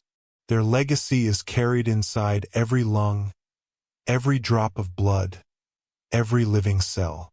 If you listen carefully, you might still hear their silent chorus in your own breathing, steady, slow, and eternal. So as you drift towards sleep, think of those first cyanobacteria, floating like calm constellations in a sea of darkness, their sunlight-powered engines humming softly, changing the world one molecule at a time. There is peace in knowing that the greatest transformations can come not from force, but from gentleness repeated over uncountable eons. That is how the planet learned to breathe, and how, someday, life would learn to dream. Beneath the waves, the cyanobacteria's patient labor became the quiet anthem of the planet, a song without words, carried in the hush of tides and the shimmer of early sunlight. And from their gift of oxygen, the first whispers of a future filled with animals, forests, and human voices began to take shape. They did not know they were building a cradle for all coming life. They only followed the simple logic of survival one breath at a time, and that was enough to change everything. It is a story that should bring peace to any restless heart, reminding us that even the smallest lives, through perseverance and grace, can transform an entire world. 2. The gradual rise of an oxygen-rich atmosphere. Take a slow, steady breath, and imagine that the very air you are breathing tonight has traveled an unimaginably long road to exist. When the oxygen produced by cyanobacteria finally surpassed the capacity of the ocean's rocks and minerals to bind it away, a silent and monumental shift began. That oxygen, no longer trapped in solid compounds, started to drift freely through seawater, then to slip slowly upward into the young sky. In the beginning, the amount of oxygen was still painfully small, barely able to influence the harsh, suffocating atmosphere of early Earth. The air was dominated by carbon dioxide, methane, ammonia, gases that today seem toxic, found only in laboratories or alien worlds. Yet molecule by molecule, through the unending labor of photosynthesizing microorganisms, free oxygen kept rising, like soft, hopeful raindrops soaking a desert. Picture, if you will, countless billions of microscopic cyanobacteria, working steadily in every ocean and tidal pool, never stopping, never tiring, releasing oxygen day after day, year after year, for millions of years. The quiet exhalation was enough to slowly push back the poisonous gases, altering the balance of the atmosphere in a patient, almost dreamlike rhythm, preparing the stage for a future life more complex and fragile. Modern scientists call this transformation the Great Oxidation Event, estimated to have taken place around 2.4 billion years ago. It was an enormous milestone in the history of our planet, yet it unfolded with the gentleness of a lullaby. There were no fiery explosions, no crashing floods, no cataclysmic storms. Only those tiny, determined cyanobacteria performing their photosynthetic work, like a chorus of quiet voices singing over eons, molecule by molecule, reshaping their world. Let your imagination hover in that primitive sky, once alien and unbreathable, and see how it slowly began to hold traces of free oxygen. As sunlight passed through this young atmosphere, new chemical pathways were opened, giving rise to an invisible but invaluable shield high above: ozone. These first ozone molecules formed a fragile, protective layer, shielding the surface of the Earth from lethal ultraviolet rays that would otherwise destroy every hopeful spark of DNA. If you listen with your inner ear, you can almost hear the slow, soothing rhythm of this change. There was no plan, no conscious design, just nature's quiet logic at work. Molecule after molecule of oxygen, gently accumulated until the atmosphere itself began to transform. Like a gentle stream polishing hard stone, this flow of oxygen reshaped the entire living future of our world. Over hundreds of millions of years, this accumulation of oxygen did more than just alter the air. It deeply changed the cycles of geology and biology across the planet. Microbes that could not tolerate oxygen, the ancient anaerobic life forms, found themselves poisoned by this strange, reactive gas. Many of them perished or retreated into dark, oxygen-poor corners of the world. But in the same breath, other life forms discovered a new power. The first aerobic organisms learned to harness oxygen's potent energy. Instead of slow, inefficient anaerobic reactions, they could now tap into oxygen's vast chemical potential, breathing with a power that fueled faster growth, more active movement, and eventually the great leap to multicellular bodies. Pause for a moment and feel your own breathing, the rise and fall of your chest, the soft flow of air through your nose. That breath you draw so easily tonight is a gift, carefully built over hundreds of millions of years. Each oxygen molecule was born in the ancient seas, nurtured by sunlight, and set free by the patient work of cyanobacteria. That gift was slowly carried up to the sky, woven into the atmosphere, and protected by ozone so that someday, complex life could breathe without fear. Whenever you feel restlessness, you might close your eyes and imagine how that first atmosphere of Earth was transformed. A shift so gentle, so serene, so endlessly patient that no creature could have rushed it. Like a mother rocking a child, nature changed the balance of gases bit by bit, until finally the air could sustain not just bacteria, but all the complex dreams of evolution that followed. This change was a quiet revolution. Every day, the cyanobacteria exhaled their tiny offerings. Every year, the rocks slowly lost their power to consume the oxygen. Every million years, the skies grew friendlier to life. The planet, breathing a little easier each epoch, was being prepared to welcome forests, insects, fish, reptiles, mammals, all because of the first free oxygen, floating upward on gentle currents of sunlight. When you look up at the blue sky tomorrow, think of it as the final, beautiful result of that epic, calm labor. The oxygen-rich atmosphere we now take for granted was patiently composed by living things, one molecule at a time, with a lullaby's steadiness. It is a miracle of cooperation between sun, sea, and life itself. A miracle born not from haste, but from the gentlest, most persistent devotion. Tonight, as you sink into sleep, you might picture an ancient wave rolling against a rocky shore, a faint green shimmer of cyanobacteria dancing in the shallows, and above them, a sky slowly turning from poisonous to protective. Hear that slow rhythm, steady as a mother's heartbeat, repeating over eons.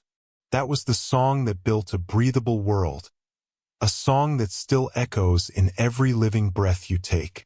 So the next time you draw in a calm, full breath, remember that it was earned across unimaginable spans of time by the smallest, most determined lives on this planet.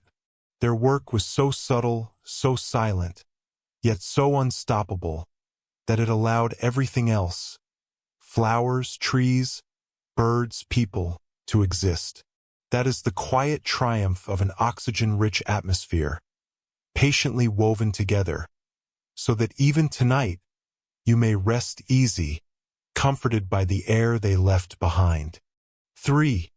Toward a more diverse life. Close your eyes, let your breath flow slowly, and picture that every breath you take tonight is the final gift of billions of years of quiet evolution. After oxygen slowly accumulated and transformed the atmosphere into something gentler, a new door quietly opened, allowing far more complex life to emerge. Oxygen, with its rich potential for energy release, became a key that unlocked new possibilities. Creatures could grow larger, build more complex bodies, and develop intricate structures. The simple, solitary single-celled life forms that had dominated the world for eons began to cooperate, forming the first multicellular organisms. This was a revolution as profound as any in history. Imagine the blue, ancient seas, where groups of cells began to coordinate, sharing responsibilities and dividing their labors.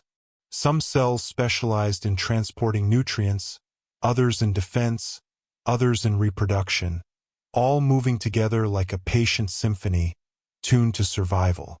These first multicellular bodies were stronger, more adaptable to the shifting, sometimes harsh conditions of the seas. They gained new ways to compete, to find food, and to endure. This evolutionary journey was no quick march. It unfolded like a slow, drifting dream. Over countless generations, these early multicellular creatures were refined, tested, and selected. Some failed, disappearing into the fossil record as quiet memories. Others persisted, carrying forward small improvements, generation after generation. Nature's infinite patience repeated this cycle for millions upon millions of years, shaping life from the fragile to the robust, from the simple to the complex. You might picture those first multicellular beings as tiny, floating flecks of living light, still so small and delicate, drifting through calm seas. But within them stirred something extraordinary, cells linking together through subtle chemical signals, acting as a single, coordinated entity. This humble cooperation was the blueprint for every future living being, from plants to animals to humans. As these bodies grew more sophisticated, another step emerged: the rise of primitive nervous systems. These networks allowed messages to travel quickly inside an organism, giving it the power to react to its surroundings with speed. With even the simplest nerve networks, these organisms could sense danger, find food, or shift their positions in an ever-changing world. Those faint pulses of nerve activity were the ancestors of the advanced nervous systems we rely on today, a small but vital step toward a later explosion of complex animal life. Pause and imagine those ancient waters, softly lapping at rocky shores, while beneath, countless tiny organisms evolved their hidden systems of coordination. There was no shouting, no rush, just a peaceful, gentle rhythm. Slowly, steadily, for hundreds of millions of years, cells adapted to work together, to survive together, and to share their destinies. Multicellularity also meant living things could grow bigger, explore further, and reach richer sources of nutrients. It gave them the ability to build more complex relationships. Parasitism, symbiosis, predator-prey balances, All of these first arose as multicellular life grew in size and complexity. Simple communities of independent microbes evolved into webs of dependency and cooperation, a first fragile echo of ecosystems as we understand them today. If your heart feels a bit slower and calmer hearing this, you might sense the ancient, timeless rhythm of that early life, beating through those long-forgotten oceans. Billions of tiny organisms, all breathing, growing, adapting, and handing down their subtle lessons to the next generation, just as you breathe calmly tonight. As oxygen continued to enrich the seas and skies, the world grew more hospitable, opening possibilities for a dazzling diversity of life. Not just animals, but also primitive plants began to thrive, capturing sunlight and helping to stabilize atmospheric oxygen. Plants, through their own photosynthesis, reinforced the carbon-oxygen cycle, providing a steady, reliable balance that supported still more species to emerge. This gentle circle of nourishment, animals breathing oxygen, plants restoring it, the sea nurturing it, became the foundation for the spectacular worlds of later evolutionary eras. Thanks to oxygen, thanks to cooperation among countless life forms, thanks to nature's patient, almost meditative repetition, the green planet was turning into a secure home, ready to welcome any new creature bold enough to try existing there. When night comes, you might close your eyes and imagine those primeval seas breathing in their slow, deep rhythm. Within those waters, life was building its own lullaby. The steady pulse of evolution, weaving together cooperation, adaptation, and even conflict until something more complex and resilient arose. That ancient lullaby of living systems has never truly gone silent. It still sings, quietly, in every forest, every coral reef, every beating heart. If you ever feel lost or overwhelmed, think of this. Life did not rush. It flowed patiently, one step at a time over billions of years. Even now, your breath, your heartbeat, the warmth of your blood, all trace their roots to that peaceful unfolding, made possible by oxygen's slow gift. And in that gift lives a promise that the smallest efforts, repeated steadily, can transform the world. So let yourself rest tonight, imagining the earliest multicellular beings, drifting softly in the sunlight, sending tiny messages across primitive nerve pathways, cooperating to survive. They knew nothing of the future, nothing of forests, mammals, birds, or humankind. They simply followed the subtle call of survival, and that was enough. Their quiet cooperation shaped everything you see today.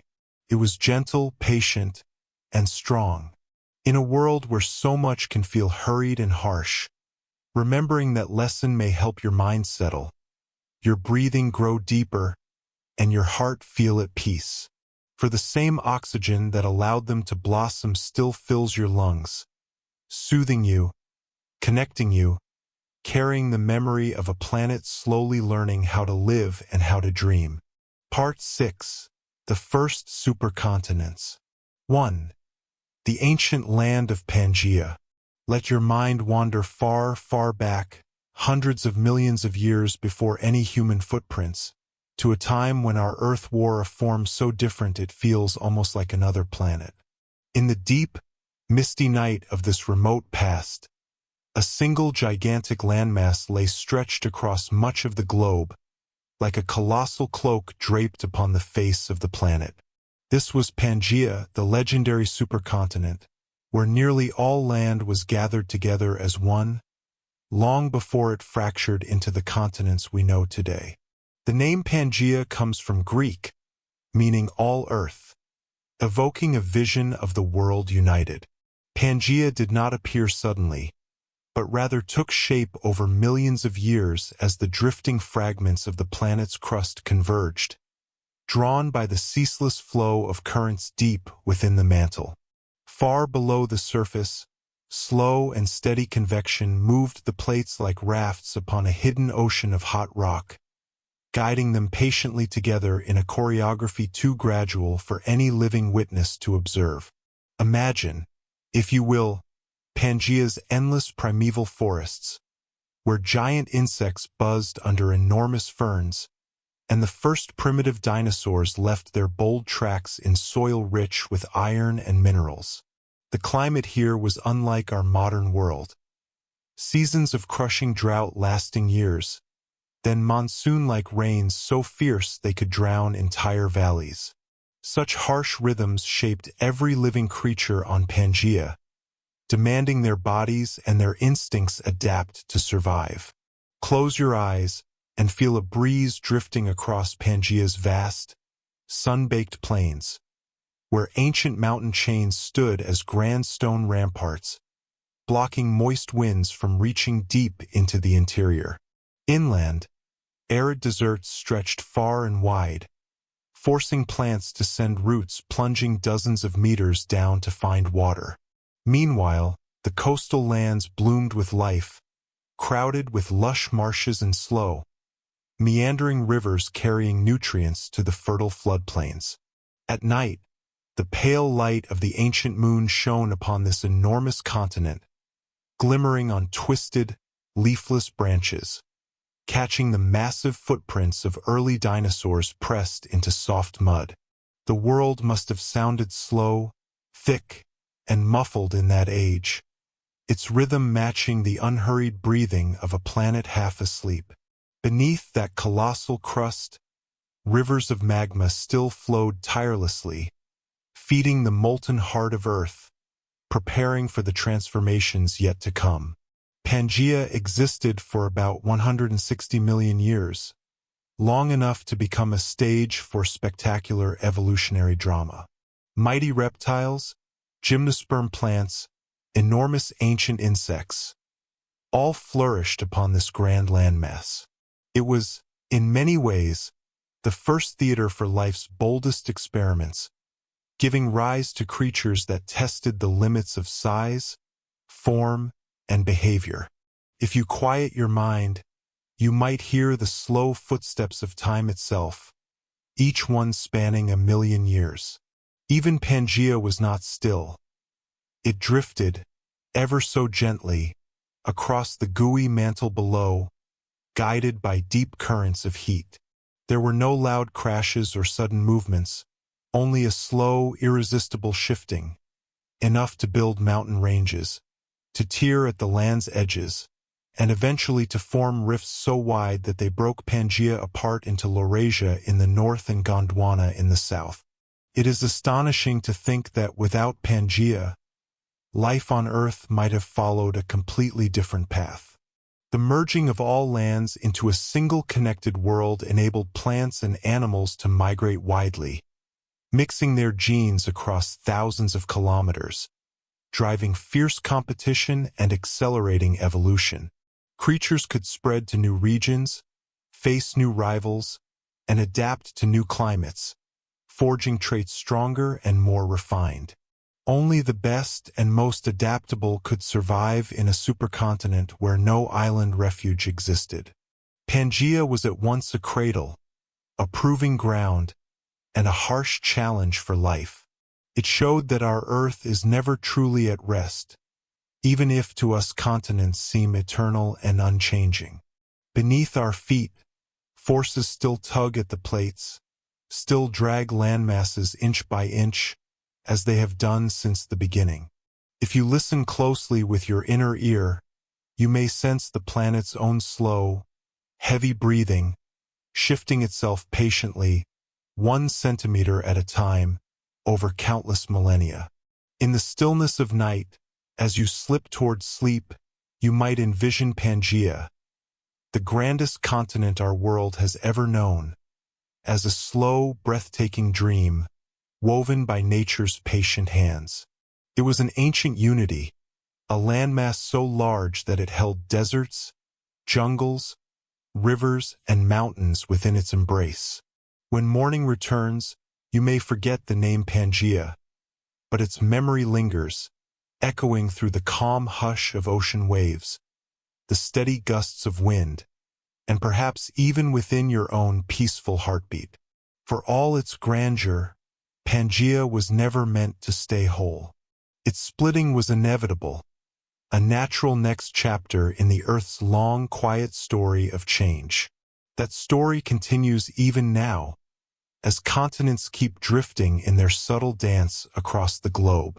It reminds us that change, though often hidden, is constant, a lullaby of motion, rocking the surface of the planet with rhythms measured not in minutes or years, but in eons. If you find yourself growing drowsy at these ancient images, let them comfort you. Like Pangaea, you too are part of something larger, held together for a time and then changed. The same deep forces that slowly gathered the continents, then broke them apart, are woven into every stone beneath your home, into every grain of sand on every shore. They teach a quiet lesson, that all things, given enough time, shift and flow and renew. Tonight, you may rest easy, breathing in an atmosphere made possible by all these movements, all these silent rearrangements across geologic ages. You can trust that the Earth will continue its steady breathing, long after we sleep, long after our dreams pass away, always reshaping itself in the calm, persistent way that only a living planet can. 2. How the continents merged and split. Let your mind grow as quiet as a still lake, and imagine a world where everything moved in a rhythm so slow that no single living creature could ever truly witness its flow. After Pangaea came together, the Earth did not stand still. Instead, it continued to rearrange itself with the patience of a craftsman, carefully shifting and reshaping the puzzle of its own skin. The continents were never fixed. They floated like enormous rafts upon the simmering, molten material deep within the Earth. The slow, determined convection currents of the mantle, pulsing steadily like the deep breath of the planet itself, pushed the continents along. Sometimes they collided, sometimes they scraped past one another, sometimes they drifted apart, like old friends who meet, then part ways on an unhurried, endless journey. Imagine, if you will, millions of years passing by as cracks began to appear across Pangaea's vast surface. Deep heat rose from the Earth's belly, creating rifts that widened over eons. Slowly, water crept in, filling those great gashes with new oceans, dividing Pangaea into two major supercontinents, Laurasia to the north and Gondwana to the south. If you could somehow watch from above, you would see the continents moving almost imperceptibly, so slowly that no human lifespan could truly measure it. But when gathered across millions upon millions of years, this drifting was enough to transform the world. Mountains thrust upward, seas closed and reopened, and the living creatures upon them were forced to adapt or fade away. Around 200 million years ago, as Laurasia and Gondwana began their long, gentle separation, the living worlds upon them also began to diverge. Species became isolated from each other, unable to freely mix their genes as they had before, and so they took their own evolutionary paths. New shapes, new colors, new strategies emerged, eventually creating the vast diversity of life that fossil records reveal to us today. In this way, the continents continued their colossal dance, at times merging into great landmasses, then breaking apart into smaller scattered fragments. This endless reshaping happened so slowly that it seemed like the planet itself was dreaming, changing its form within a trance of geological time.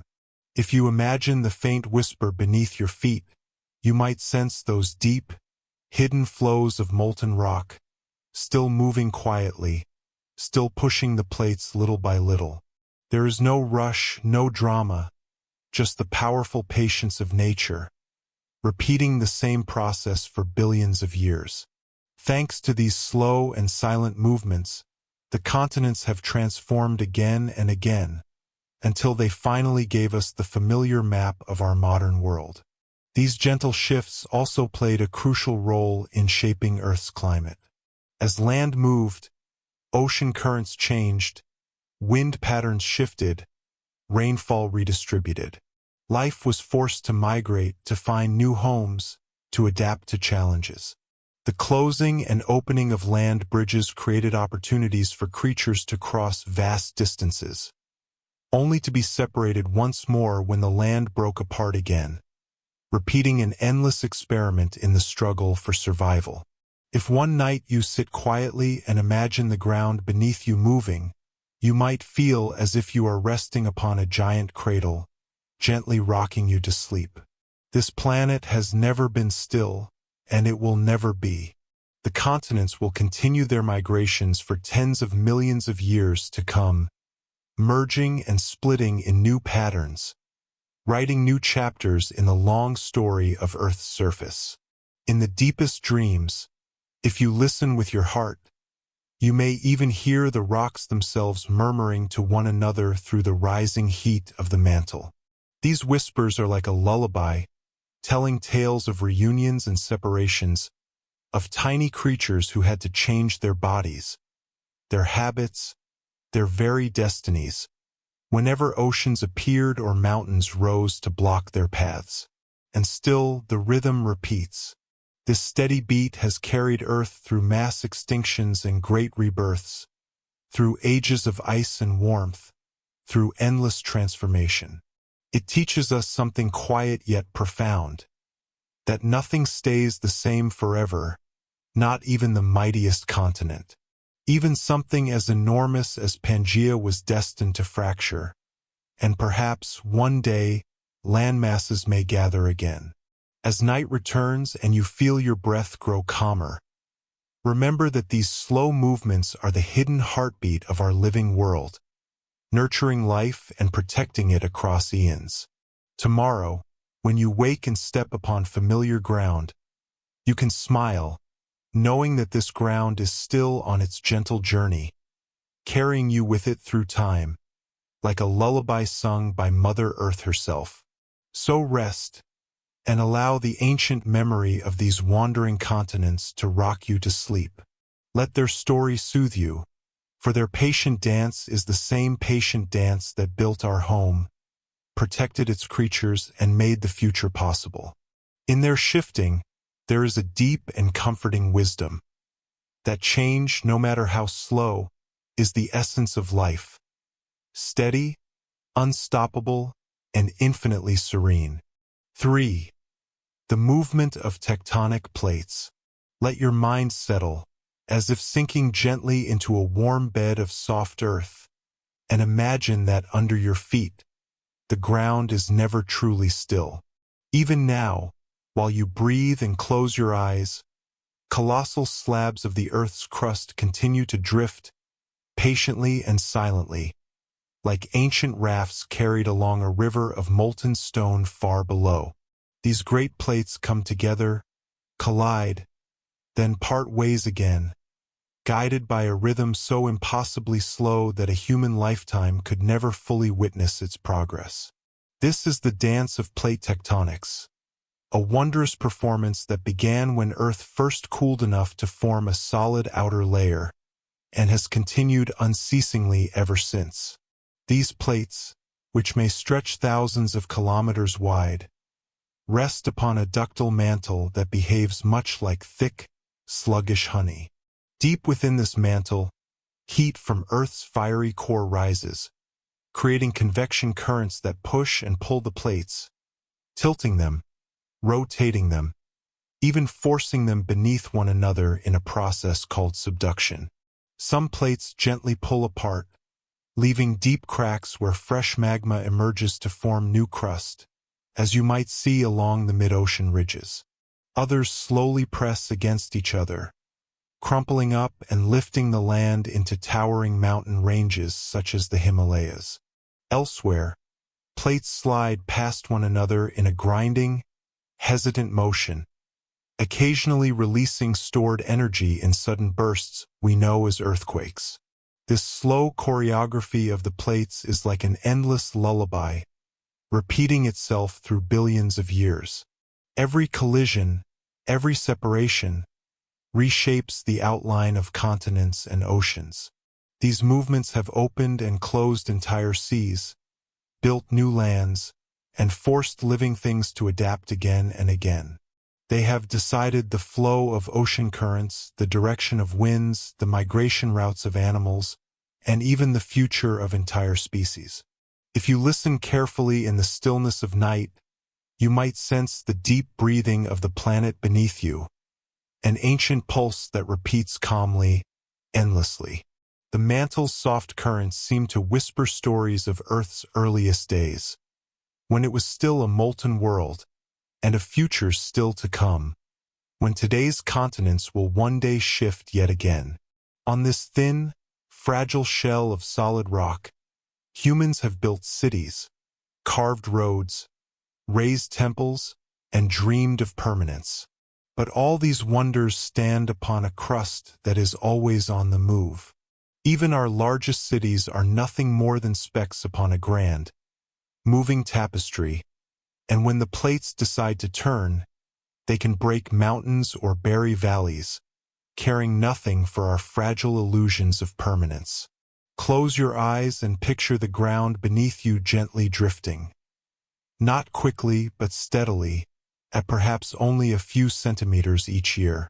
Yet multiplied by millions of years, even that tiny pace can shift continents across the entire globe, transform seas into deserts, raise mountains from ocean floors, and then return them to the sea again. There is nothing eternal in this colossal game of change. Because of these ceaseless movements, life itself has been able to flourish. As mountains rose, new habitats formed, rich in minerals and fresh water. As oceans opened, species migrated, mixed, and competed, creating waves of evolutionary innovation. The continents acted like giant laboratories, moving the ingredients of life around, testing and retesting, letting only the most adaptable creatures survive. In the quiet hours of the night, you might easily forget that the ground itself is alive with movement and transformation. Yet every earthquake, every volcanic eruption, is a gentle reminder that the forces beneath our feet have never truly slept. They carry enough power to bend rock like wax, to create or destroy entire landscapes, and to continue writing the story of our planet. If you wish for restful sleep, let it comfort you to know that these movements are steady and slow, repeating with a patience beyond human measure. They are the guardians of Earth's balance, steady as a heartbeat, soft as a mother's breathing, rocking life upon their vast shoulders for billions of years. Thanks to this immense calm, life has always had time to recover, to evolve, and to discover ever-new forms. Think of the uncountable nights across geologic time when these plates have shifted, slowly, surely, without any witness except the silent stars. The continents have converged, collided, broken apart, and wandered away, again and again, like great islands upon a cosmic sea. Perhaps if you placed your hand upon the ground and listened deeply, you could sense that ancient rhythm, the subtle humming of rock that reminds us Earth is a living, breathing world, never resting, never truly still. Even today, beneath your pillow and your walls and the streets outside, those same plates continue their patient journey. They will do so for millions of years to come, shaping future mountains, carving new oceans, giving other creatures, long after humans are gone, a fresh canvas upon which to write their own story. Let that thought calm you, for there is great wisdom in such slow change. Nothing endures forever, and yet everything finds a way to renew itself over and over, through the patient, tireless shifting of the planet. This subtle dance is what makes life possible. It has built the stage upon which all creatures, including ourselves, have had their moment to live and to dream. So tonight, you can rest in the knowledge that even as you drift towards sleep, the ground is gently rocking you, a passenger upon its grand, ancient voyage. You are part of that journey, carried by the same forces that once built Pangaea and then tore it apart. They are older than mountains, older than seas, and in their patient grace, they will outlast even our boldest dreams. Sleep well, knowing you rest upon a world that is always in motion, yet always strong enough to carry you. Let its deep, unhurried breathing soothe you, and let the dreams of drifting continents rock you into peaceful slumber, just as they have rocked this earth since the very beginning. Part 7. Volcanoes and earthquakes shape the surface. 1. Volcanoes, the fiery breath of the earth. Allow yourself to settle down, as though your mind were sinking softly into a peaceful lake at dawn, and picture, deep beneath your feet, a red-hot heart beating steadily. That is the world of volcanoes, where rivers of magma, glowing and silent, wait patiently to erupt. Volcanoes are not merely frightening explosions. They are also the very origin of new land, shaping the future of life again and again. Over millions of years, countless eruptions have built wide plateaus, blanketed the ground with nutrient-rich ash, and formed the foundation for thriving forests and grasslands. Volcanic soils, filled with minerals and trace elements, are gifts that nurture entire ecosystems. In this way, volcanoes have quietly supported the renewal of life after even the worst mass extinctions, giving plants a fertile place to return and begin anew. The breath of volcanoes, a mixture of carbon dioxide, water vapor, and rare gases, has also played a vital role in building the atmosphere that all creatures depend on. Each eruption is more than just a violent release. It is a way for the planet to regulate its climate, adding greenhouse gases to help retain warmth over long ages. Without this balance, Earth might have stayed locked in a frozen silence, unable to shelter life as we know it. You might be surprised to realize that many islands across the vast Pacific, places where great civilizations rose and fell, were born directly from volcanic activity. Rising from the ocean floor, layer upon layer of cooled lava built these lands up from the depths, eventually breaking the waves. And on those once barren flows of rock, seeds arrived on the wind, birds carried soil, and life took root, spinning entire ecosystems from hard volcanic stone. It sounds almost like a myth, yet it is true. Volcanoes, though they seem to bring only disaster, have acted as patient hands, arranging the pieces needed for life to flourish. Beneath the surface, magma still churns and pulses, waiting for the right moment to rise, to break through, and to begin the cycle of destruction and rebirth once more. At night, in the deepest quiet, if you listen closely, you might imagine a low, steady rumble beneath the ground, a whisper of the magma rising and falling, like a sleeping beast breathing in dreams of fire.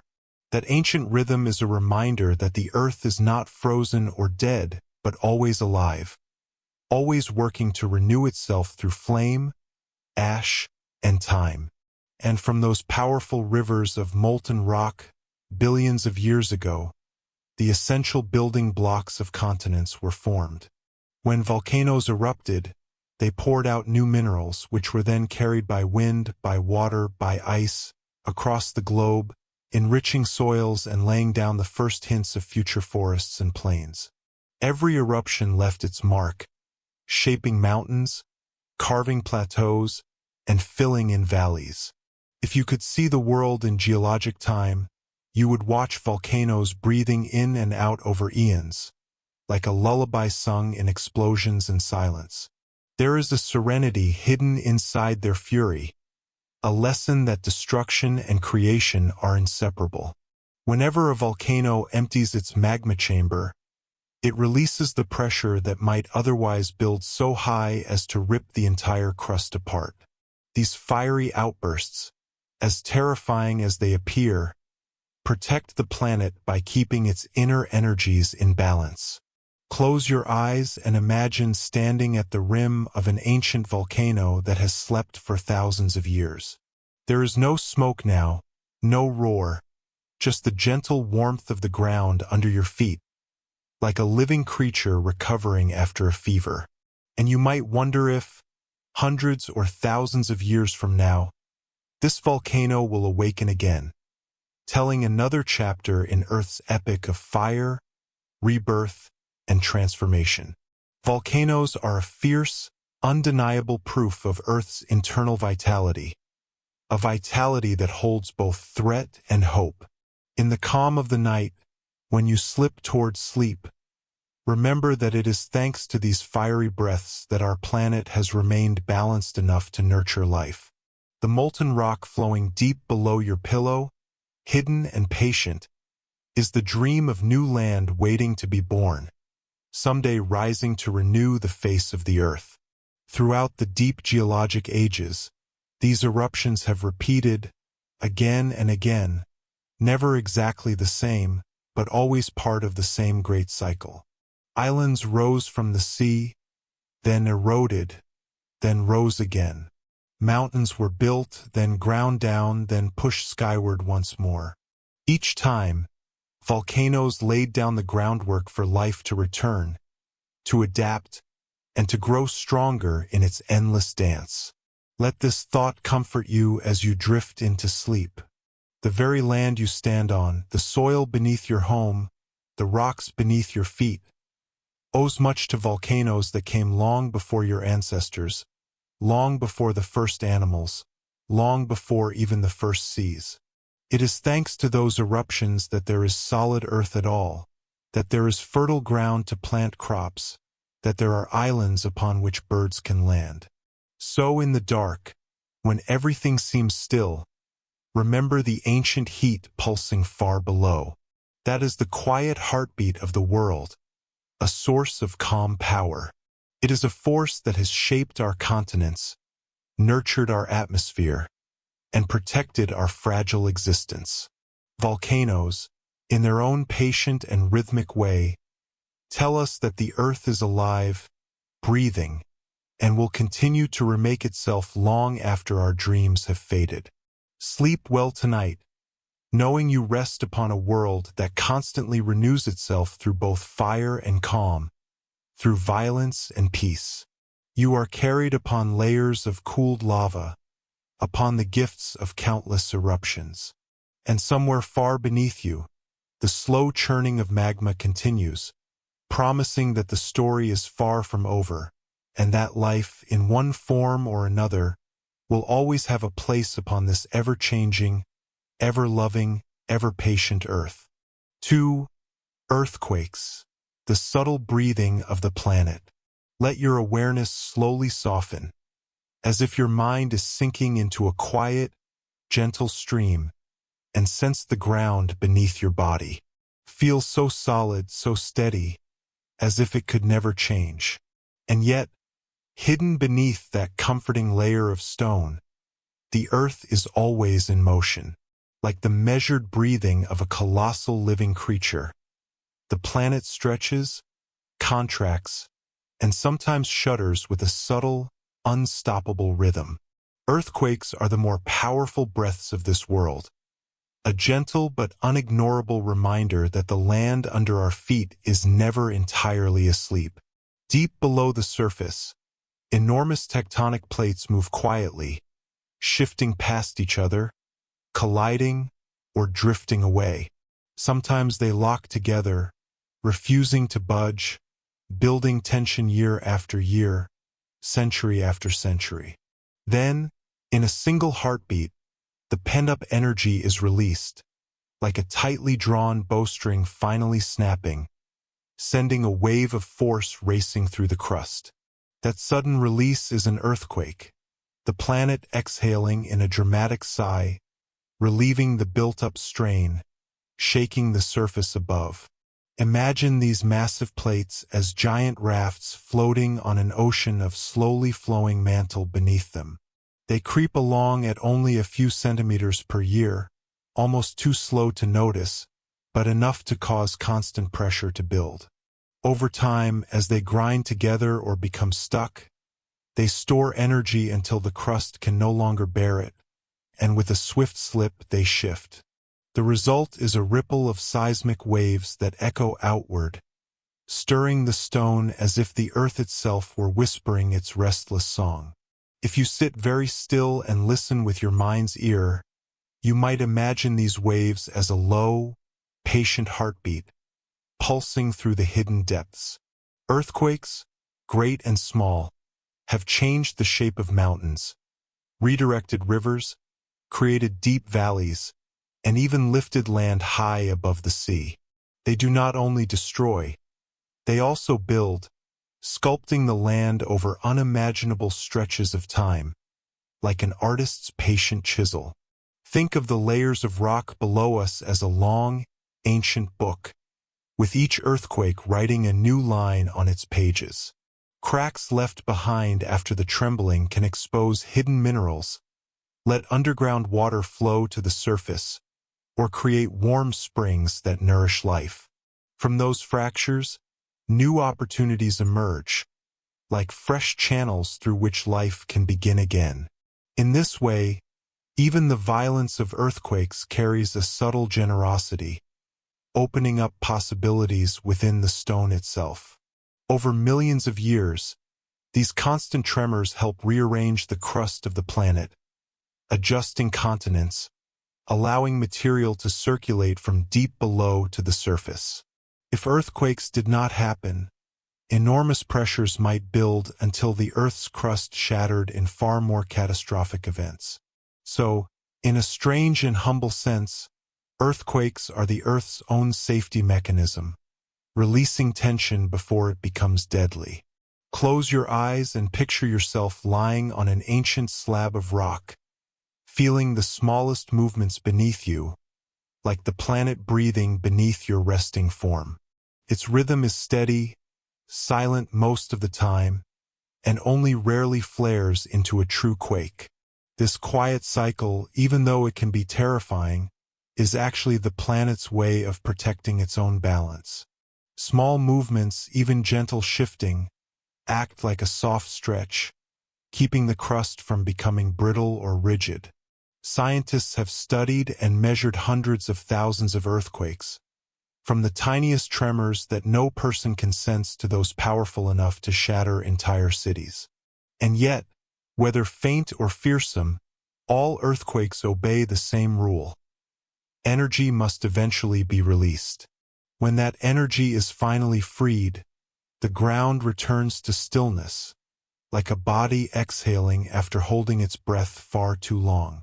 Thanks to this regular release of pressure, mountain ranges can continue to rise, faults can shift, and ocean water can gradually invade land, shaping countless new landscapes.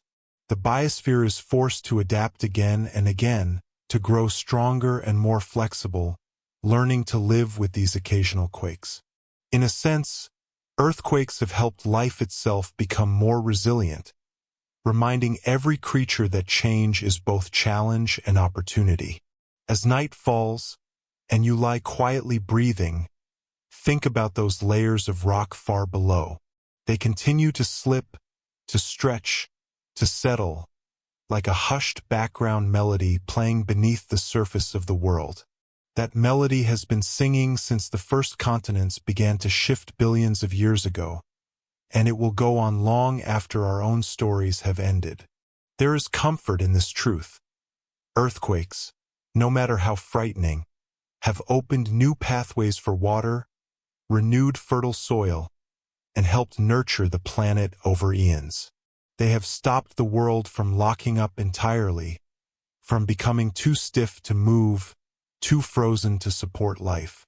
Even while you sleep, even in perfect stillness, the earth continues to gently tremble, reminding us that it is alive.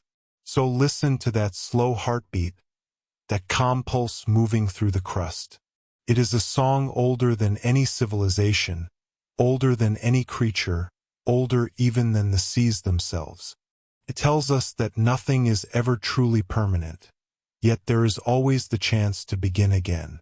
These tremors, large or small, are the quiet lullaby of a planet that remembers how to heal itself, protecting the story of life across its patient, ever-shifting crust. And so, as you drift away, you might imagine those distant quakes. A steady rhythm beneath the soil, a deep murmur in the earth's bones, promising that the world will continue to change, to recover, and to grow. It is a comforting thought that beneath you, the planet is not dead stone, but a living, breathing body, tending to itself as carefully as a mother rocking a child to sleep. Rest easy tonight, knowing that these tremors, these subtle, powerful exhalations, are simply the Earth's way of stretching, of balancing, of keeping its surface whole. You lie on a bed built over countless cycles of such movements, and thanks to them, the ground is alive enough to carry you safely through tomorrow. 3. The biosphere and the geosphere in harmony. Close your eyes gently and imagine your own breath merging with the calm rhythm of the planet itself. At the meeting place between life and stone, between the biosphere and the geosphere, there has always existed a subtle yet powerful connection. People often think of volcanoes or earthquakes as destructive disasters, but in truth, these events have helped create and nourish the living world, the vast stage where life emerges, expands, and evolves. Deep within the earth, each volcanic eruption or seismic event carries with it a cargo of minerals, nutrients, and building blocks essential for life. Elements like potassium, phosphorus, sulfur, and iron are lifted from the depths, released onto the surface, absorbed into the soil, and eventually woven into the cycles of water and living things.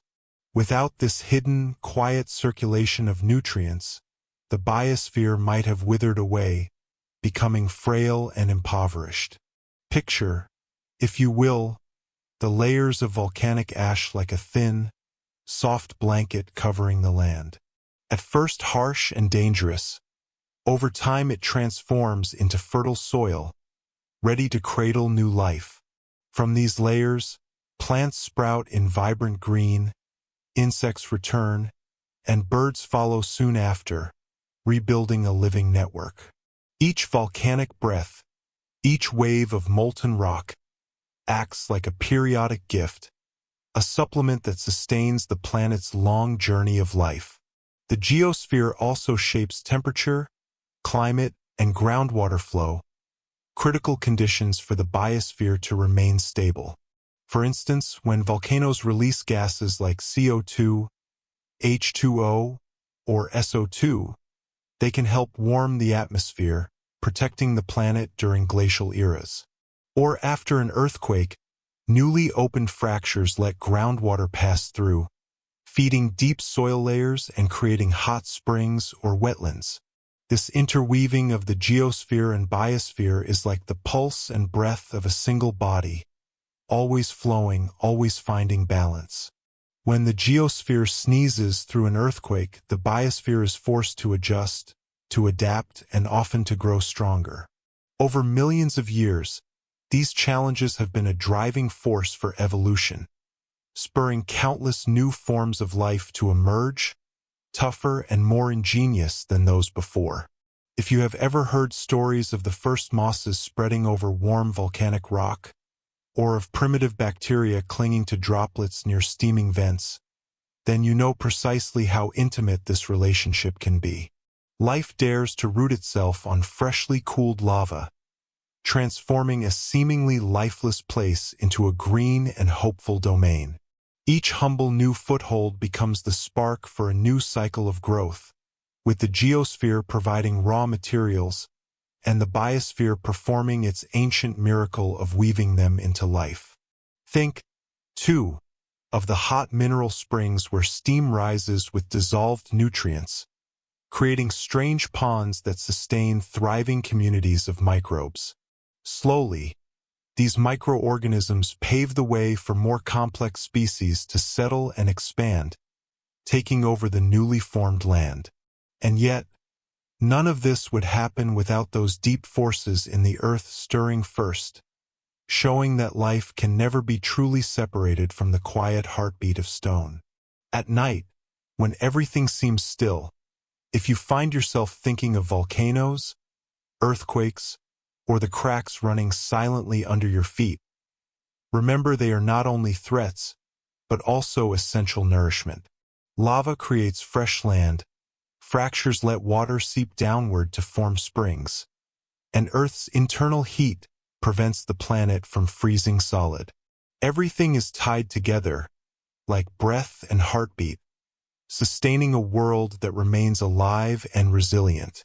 Let your mind float along this thought, calm and gentle, like being rocked in a mother's lullaby. The biosphere and geosphere, though they appear separate, are joined in a timeless symphony where every tremor, every ash cloud, every gust of hot steam has its part to play. It is the grand magic of Earth, a chain of continuous change, but always with a hint of tenderness, always ready to give life a chance to bloom again, no matter how many times it is tested. And so, as you lie still through the quiet night, breathing softly, think of the geosphere breathing below. It never truly rests, never forgets its mission to nourish, whether by gentle means or fierce ones. That is how our world recovers after every upheaval, continuing to cradle all living creatures in its endless, protective embrace. Part 8. Climate Change and Ice Ages. 1. Earth's cycles of warmth and cold. Let yourself breathe slowly, evenly, as if your thoughts are floating through an endless ribbon of time, soft and steady. Within that ribbon, the story of our planet has always been a dance between heat and cold, between nurturing warmth and sharp, biting chill. Since its earliest days, Earth's climate has never been still. It is like a breathing rhythm, sometimes deep and powerful, sometimes gentle and light, carrying the unbroken pulse of life across the ages. Picture the surface of Earth as a living painting always in motion. At certain times, the world burned with heat like a vast furnace, only to later plunge into cold so harsh it seemed to silence every breeze. These cycles of warmth and chill repeated again and again, stretching across tens of thousands, even hundreds of thousands of years. They obeyed no rigid calendar, but instead were guided by delicate cosmic influences, the tilt of Earth's axis, the shape of its orbit, the subtle ripples in the atmosphere above. There were times when Earth tilted a little more toward the sun, catching extra sunlight, melting glaciers, releasing moisture, and letting temperatures rise. Then came eras when the planet's orbit shifted slightly, dimming the sunlight, changing the winds, giving the glaciers a chance to grow once more. Thus the rhythm of climate formed a long and complicated dance, every step carving a lasting mark upon the face of the world. If you listen long enough, you can almost sense a strange gentleness in how Earth balances itself. Each warming phase nourished life, allowing forests to spread, creatures to thrive, and diversity to expand. But the cold cycles, harsh though they were, served a purpose as well. They slowed growth, filtered out the weak, and opened space for rebirth and fresh beginnings. These alternating cycles have helped our planet keep its fragile balance across immense stretches of time.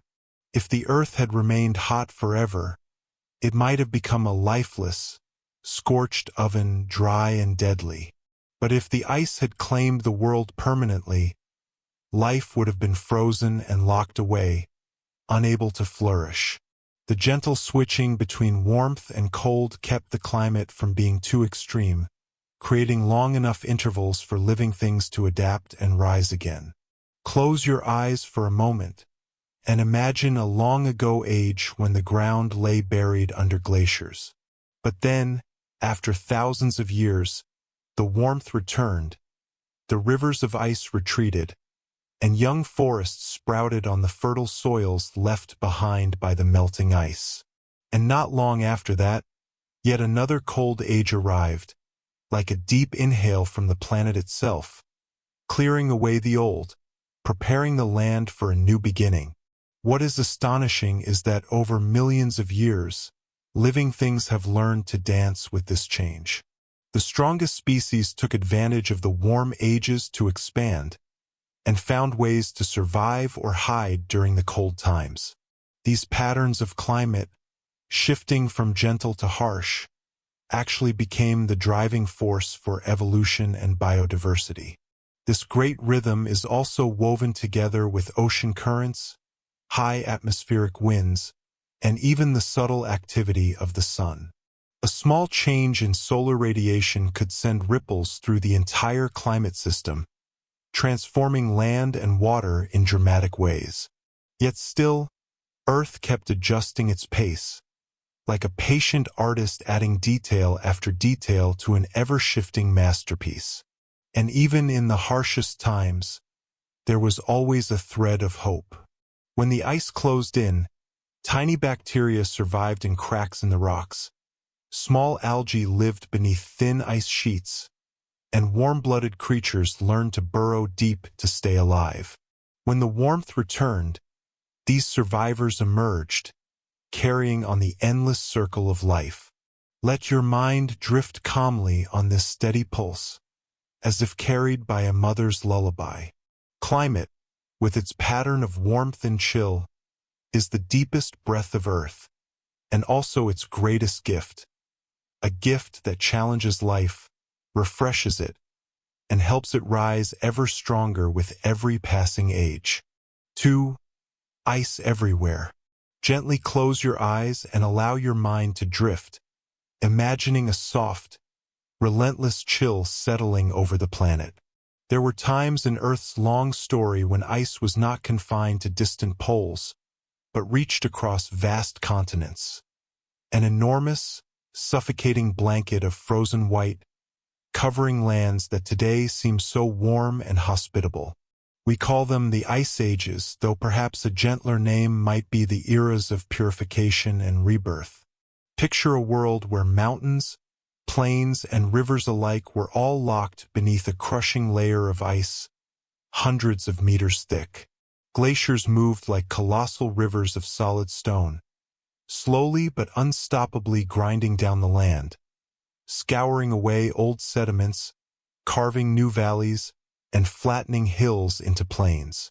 The world seemed to pause, held in a breathless hush, with only the thin moan of icy winds drifting through rocky canyons, a haunting lullaby sung by time itself. The cold was so deep, so merciless, that countless animal species were forced to migrate or face extinction, while plants retreated into rare patches of warmth, small sanctuaries that managed to shelter fragile life. Yet, in the heart of this test, life found ways to adapt and grow stronger. Animals developed thicker coats, sharper claws, and clever habits of hoarding food or digging deep burrows to wait out the worst of the cold. In these ages of ice, glaciers became masterful sculptors of the land, chiseling and reshaping the face of the earth in slow, determined strokes. They scraped up rocks, carried them for miles, then left behind rich sediments when they melted, creating fertile plains, wide valleys, and countless freshwater lakes. Many of the Great Lakes humans know today are gifts left behind by these glacial artists, a quiet testimony that even the coldest touch of nature can prepare the way for future life to bloom. When the climate temporarily warmed, Forests grew over the exposed, nutrient-rich soils left by the retreating ice, nurturing new ecosystems and feeding reborn rivers and lakes. But inevitably, the cold would return again, swallowing those green lands once more, forcing every living creature to either adapt or perish. This endless repetition forged a resilience into life itself, strengthening the web of species with each fresh cycle. Beneath the towering glaciers, life did not completely vanish. Groundwater still trickled through cracks in the frozen rock, carrying vital minerals to hardy bacteria and tiny organisms that found refuge in the darkness. In rare pockets of warmth, even primitive life clung on for thousands of years, waiting patiently for the next warming to arrive. Life, even in its weakest forms, simply refused to surrender. Some scientists believe there were times when nearly the entire planet was locked in a snowball Earth, with ice reaching all the way to the equator. The sky above was dim and gray, sunlight barely able to pierce the thick, dusty, ice-laden atmosphere.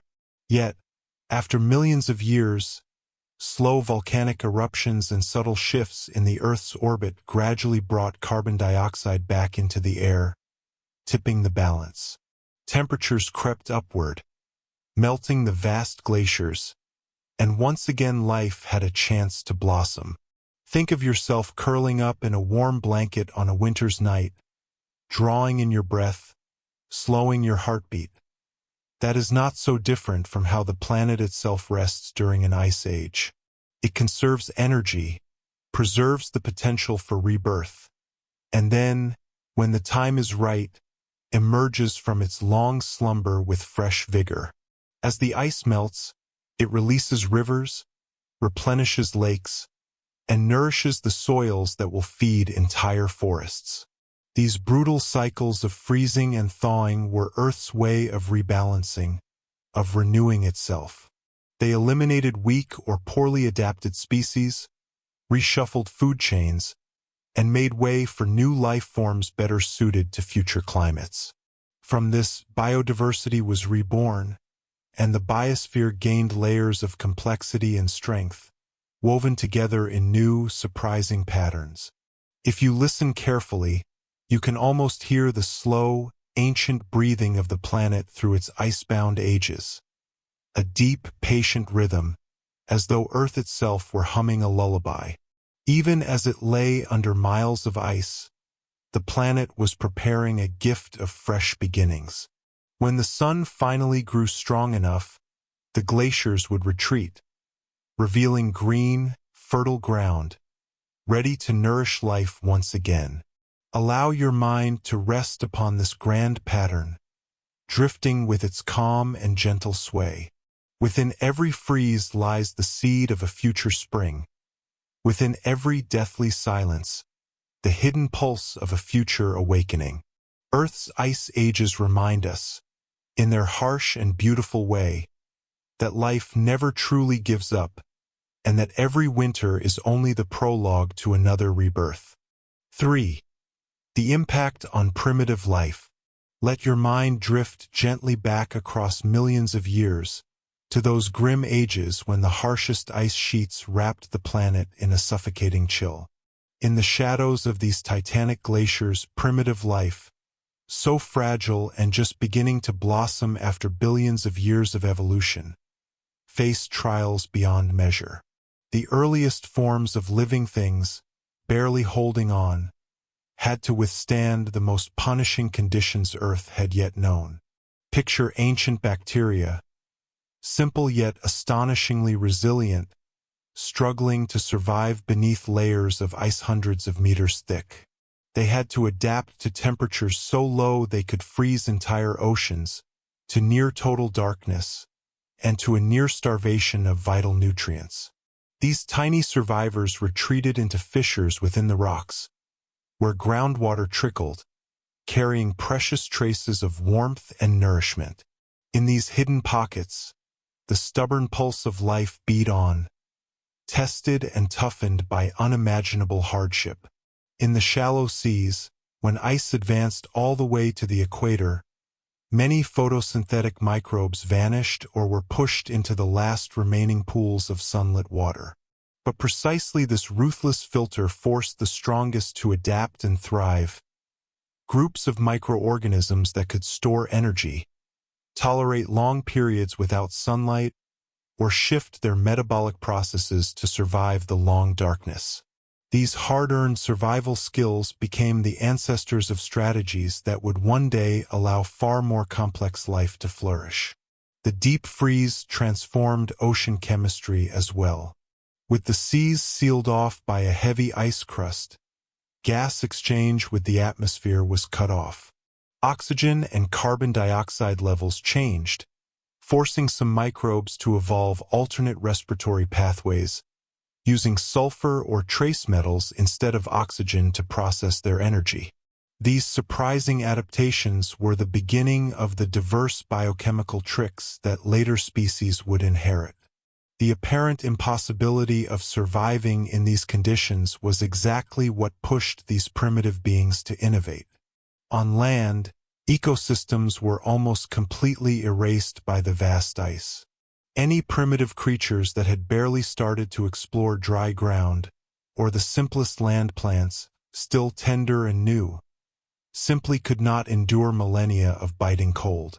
Yet beneath the glaciers, in deep geothermal springs, life smoldered on like a hidden spark, protected and waiting for the day warm winds would return and let it blaze again.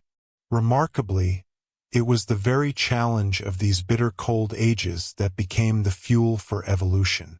During the warmer periods that preceded them, bacteria, green algae, and early archaea often thrived too comfortably, expanding without much need to change. But when the cold clamped down, only those who could mutate, develop new functions, and endure brutal extremes were left standing. This was nature's first great lesson in selection, an uncompromising test that built the foundation for every evolutionary leap to come. Even the simplest food chains of those days felt the impact. Microorganisms that consumed other bacteria or algae had to learn to migrate, to hibernate, or to dramatically slow their metabolisms. Those that could not manage these shifts vanished, leaving space for new alliances, fresh symbiotic relationships, and the earliest, faint beginnings of what would one day become complex ecosystems. If Earth had never endured such harsh glaciations, primitive life might never have been forced to toughen up.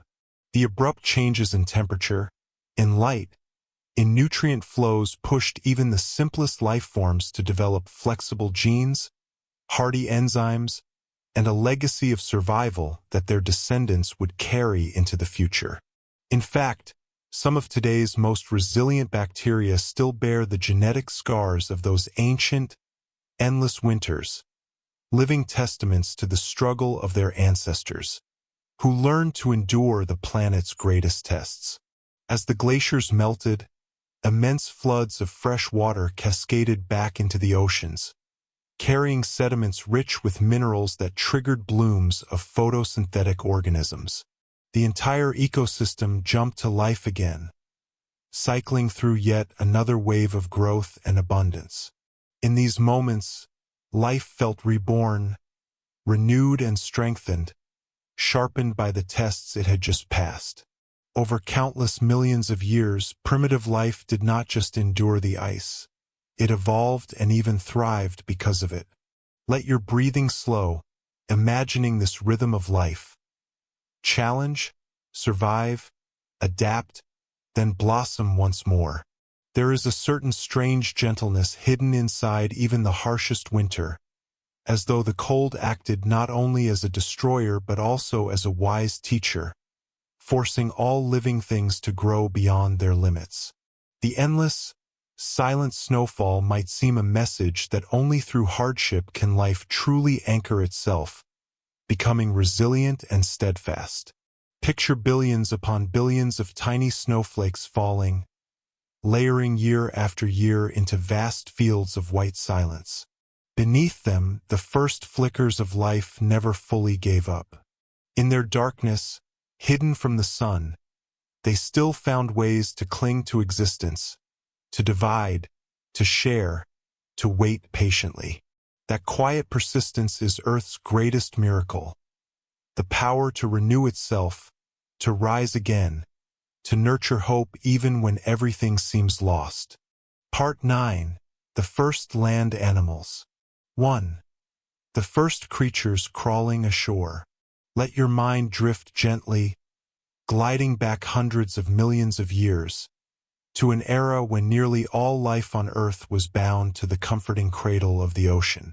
The seas were a generous mother, protecting fragile forms of life, offering a stable, nutrient-rich environment in which creatures could breathe through delicate gills and float in weightless grace. Yet, within the grand sweep of evolution, there eventually came a bold chapter in which a few brave creatures dared to challenge the familiar waters and ventured onto the harsh, unknown land. These earliest pioneers were not so alien to the sea.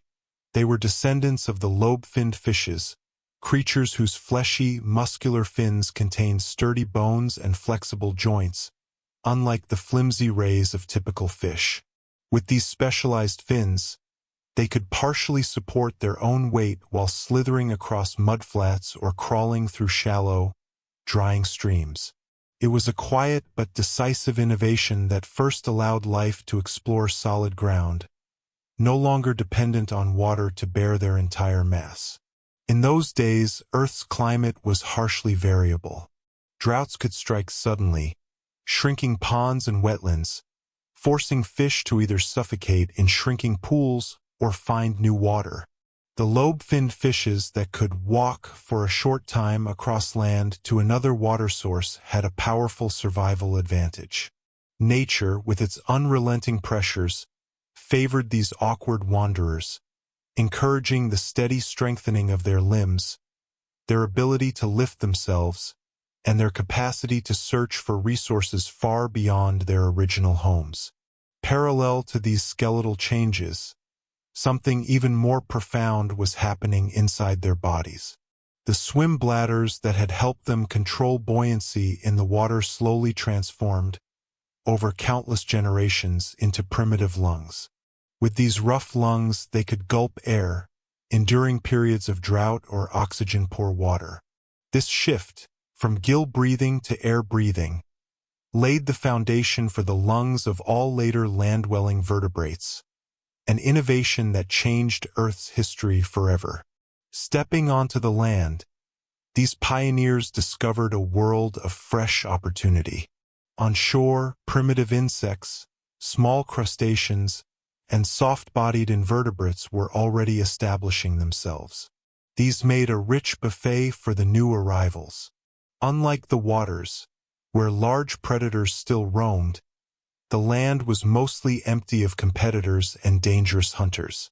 It was, for a moment, a quiet paradise, a world full of edible prey and relative safety, enticing these fishy explorers to keep testing their new environment. Of course, the land posed cruel challenges.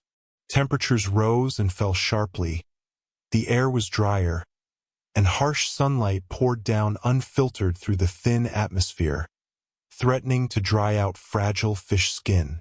These creatures had to change, developing thicker, more protective skin that could hold moisture and shield them from ultraviolet rays. Their bones had to grow stronger to support their bodies without water's buoyant lift, and their muscles had to coordinate more carefully to manage the unfamiliar pull of gravity. Even their nervous systems underwent a transformation. On land, signals were different.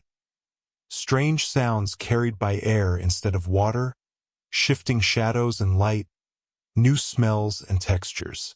Brains had to evolve to interpret these varied stimuli, to plan safe movements across uneven ground, to sense predators, and to locate shelter.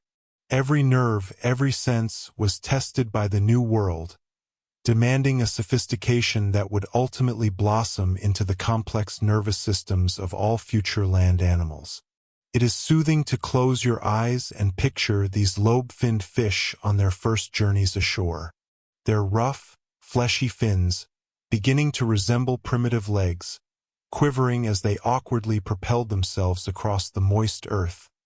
Each shallow breath drawn with a primitive lung, a hopeful gasp at freedom from a drying pond. In the steaming marshes, they crawled between ferns and horsetails, searching for insects and shelter, resting briefly before plunging back into pools that had not yet vanished under the sun. These steps were far from perfect. The journey was slow, clumsy, and dangerous. But precisely in those imperfect, trembling steps lay the promise of something greater. Those who could cling to life on land gained the time and safety to feed, grow, and eventually reproduce, passing on their new traits to the next generation. And so, one uncertain attempt after another, a lineage of creatures learned how to conquer the land, to move away from water, to breathe air, and to stand on firm soil. That fragile beginning became the dawn of amphibians, the ancestors of modern frogs, salamanders, and countless other species that would one day rule the continents. From tiny pockets of shaded mud and scattered ponds, these pioneers would eventually fill forests, riverbanks, and lockshores, their bodies adapting ever more to the rhythms of land life. They would learn to breed on land, to resist dehydration, to move with surprising speed and power through tangled plants and rough terrain. If you imagine, in the hush of night, those first creatures stirring on land, you might almost hear their hesitant movements, the gentle dragging of a fin reshaped into a proto-limb, the faint wet slap of a tail across leaf litter, the subtle rasp of their rough skin against moss and stones. These sounds would echo softly through the prehistoric dusk, the first footsteps of vertebrates upon Earth's solid surface, a whisper of future life to come. There is something profound, even comforting, about knowing these brave creatures endured such challenges: dehydration, heat, rough landscapes, in order to claim the promise of new worlds. They were carrying in their bodies the seeds of every mammal, every bird, every reptile, every human who would one day walk the planet.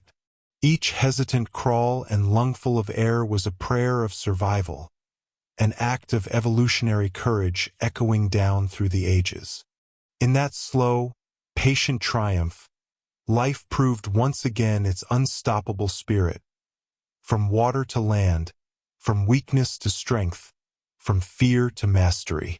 So let these images lull you into a soft drowsiness, imagining the quiet ripples of the first footsteps on land, as life itself, step by awkward step, began its greatest conquest yet. 2. The dawn of terrestrial life. Allow your mind to drift back, soft and slow, to those ancient eras when a handful of pioneering creatures had already managed to place their first trembling steps on solid ground. The dawn of terrestrial life was not a sudden explosion, but rather a quiet, patient symphony, a gentle overture unfolding over countless millennia, written by the careful hand of nature herself. After the first lobe-finned fish crawled ashore and slowly evolved into primitive amphibians, life on land began to acquire a new dimension. These ancestral amphibians still depended greatly on water to reproduce, since their delicate eggs lacked a protective shell and would dry out quickly if laid on bare soil. This biological limitation kept them tethered to lakes, swamps, and damp forest streams. These watery nurseries became the cradles of new generations, where tiny tadpoles hatched, swam, grew, and then cautiously crawled back onto the muddy banks to continue the bold experiment of living on land. In the quiet shallows, where early ferns and simple vascular plants thrived, these first amphibians hunted. Their prey was plentiful and strange by today's standards. Giant insects with armored bodies, colossal millipedes, and strange ancient arthropods. On land, with few predators yet to challenge them, these creatures became a rich feast for the amphibians. Thanks to the abundant oxygen of Earth's early atmosphere, these insects had grown to sizes far beyond anything we now know. For the amphibians, each slow-moving insect was an opportunity to thrive, to feed, and to grow stronger in their new terrestrial world. You might picture, if you wish, a misty afternoon, the air heavy with the scent of decaying leaves, as a primitive amphibian carefully crept forward. Its bulging eyes scanned for movement, locking onto a six-legged insect the size of a small bird. Its primitive lungs drew in a cautious breath, its heart racing in its broad, scaled chest, still so new to the dry rhythms of the land. And then, in a sudden, fluid motion, it lunged forward, snapping its wide mouth around the insect, leaving behind only a faint rustle in the quiet prehistoric forest. Such scenes, so seemingly still, were in truth the theater of an extraordinary transformation. As these amphibians roamed the damp ground, their skin gradually adapted to resist moisture loss. Their limbs grew stronger, their joints more flexible, allowing them to travel further from the water's edge. Their primitive lungs expanded in capacity, letting them remain on land for days, sometimes weeks, only returning to water to lay their eggs or cool off during punishing droughts. Parallel to these changes in the animal kingdom, plants were also mounting their own quiet conquest of the continents. Mosses, ferns, and the earliest seed-bearing plants were spreading across bare rock and dusty plains, painting a fresh green tapestry upon Earth's once sterile crust. These plants cast shade, slowed evaporation, softened the harshness of sunlight, and stabilized the soil, creating a gentler environment that made it possible for more and more animals to survive. It was this partnership, amphibians pioneering movement, plants pioneering shelter, that truly cemented the foothold of terrestrial ecosystems. Insects and early arachnids found refuge beneath the damp leaves, while amphibians used the small pools and muddy seeps for hunting grounds. A new food chain emerged, simple but revolutionary. Hunters, prey, decomposers, all gradually weaving a biological network that bound the land together. If you close your eyes, you might imagine an ancient sunset, its rays faintly filtering through a canopy of primitive ferns, catching on the dew that clung to each fragile leaf. In the half-light, an amphibian moved with a slow, cautious grace, leaving a trail of damp prints on the soft soil.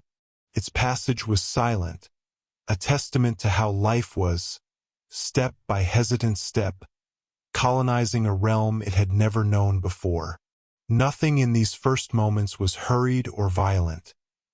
Evolution played its melody in a quiet, almost sleepy rhythm, as if the entire world were holding its breath to watch. These creatures had begun a journey from which there would be no retreat. Once they discovered the opportunities of the land, they had to adapt, to survive, and eventually to flourish. The land was no longer a temporary refuge. It became their permanent home. Over thousands of generations, every small adaptation was tested, selected, and refined. Stronger bones, more sophisticated lungs, skin that could retain precious moisture, and eventually eggs protected by tough membranes to survive far from water. Each small improvement became a gift for the next generation, and through this steady march, a host of new creatures arose, better suited to dry environments, better suited to independence from the water's cradle. Among them, reptiles would later stand out, with their watertight skin and shelled eggs, completely freed from the aquatic ties that still bound amphibians. But here, in these first amphibian footsteps, lay the seeds of that reptilian future, and of all the birds, mammals, and other land vertebrates that would someday inherit the earth. Try to imagine, in the fading twilight of deep time, the hesitant, quiet breathing of those early amphibians. You might hear the soft slap of a tail across wet leaves, or the rasp of rough, moist skin against stones. No roaring predators yet, no fierce battles for territory, only a patient, gentle conquest of the land, as though nature herself wished to cradle these pioneers, lull them into peaceful adaptation, and allow them to claim their place under the open sky. Their path was marked with countless dangers: the threat of drying out, the strain of gravity on their soft bodies, the shock of changing temperatures, and the challenge of finding shelter against storms and the searing midday sun. Yet every small victory they earned, a longer stay on land, a wider hunting range, a more efficient way to breathe, pushed them one step closer to true mastery of the continents. And so, the land, once bare and hostile, was steadily reshaped by the footprints of these bold travelers. They learned to balance the wet and the dry, the water and the air, and they began to build the foundations for every ecosystem we see on land today. These were not loud, triumphant invasions, but quiet, persistent expansions, slow enough to seem peaceful, yet unstoppable as the tides. If you listen very closely, you might still hear their story echoing in the hush of evening. The subtle shifting of damp soil, the measured breathing of a creature testing its lungs, the gentle hope of survival beating inside a tiny amphibian's heart. These were the fragile sounds of the very first vertebrates to live between two worlds, a lullaby of courage, whispering through the roots of time. 3. Ancient ecosystems. Close your eyes for a moment and let yourself drift into a vision of the ancient land, where the gentle morning light filtered softly through towering fern canopies, where green moss blanketed moist stones, and where the air itself still carried the raw, earthy scent of freshly formed soil. This was the cradle of Earth's very first continental ecosystems, where life finally began to take root and expand steadily across solid ground. As the amphibians gradually mastered the new terrestrial environment, able to stay away from water for longer stretches, a web of biological relationships began to weave itself quietly but persistently. Gigantic insects, their bodies armored and alien to our modern eyes, flourished in the oxygen-rich atmosphere of the time. They spread into the swampy, primitive forests, becoming abundant prey for the earliest land hunters.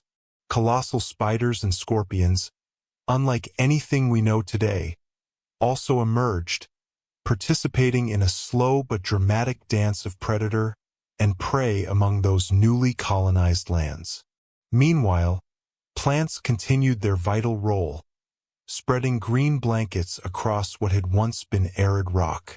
Towering ferns, primitive vascular plants, and the first seed-bearing gymnosperms began to dominate the landscape, forming dense canopies that helped retain soil moisture, while shielding countless small creatures from the sun's harsh rays. It was a scene reminiscent of a lost garden, tranquil and ancient, yet at the same time full of hidden perils, for every species still had to fight for its place and its right to survive in this new terrestrial world.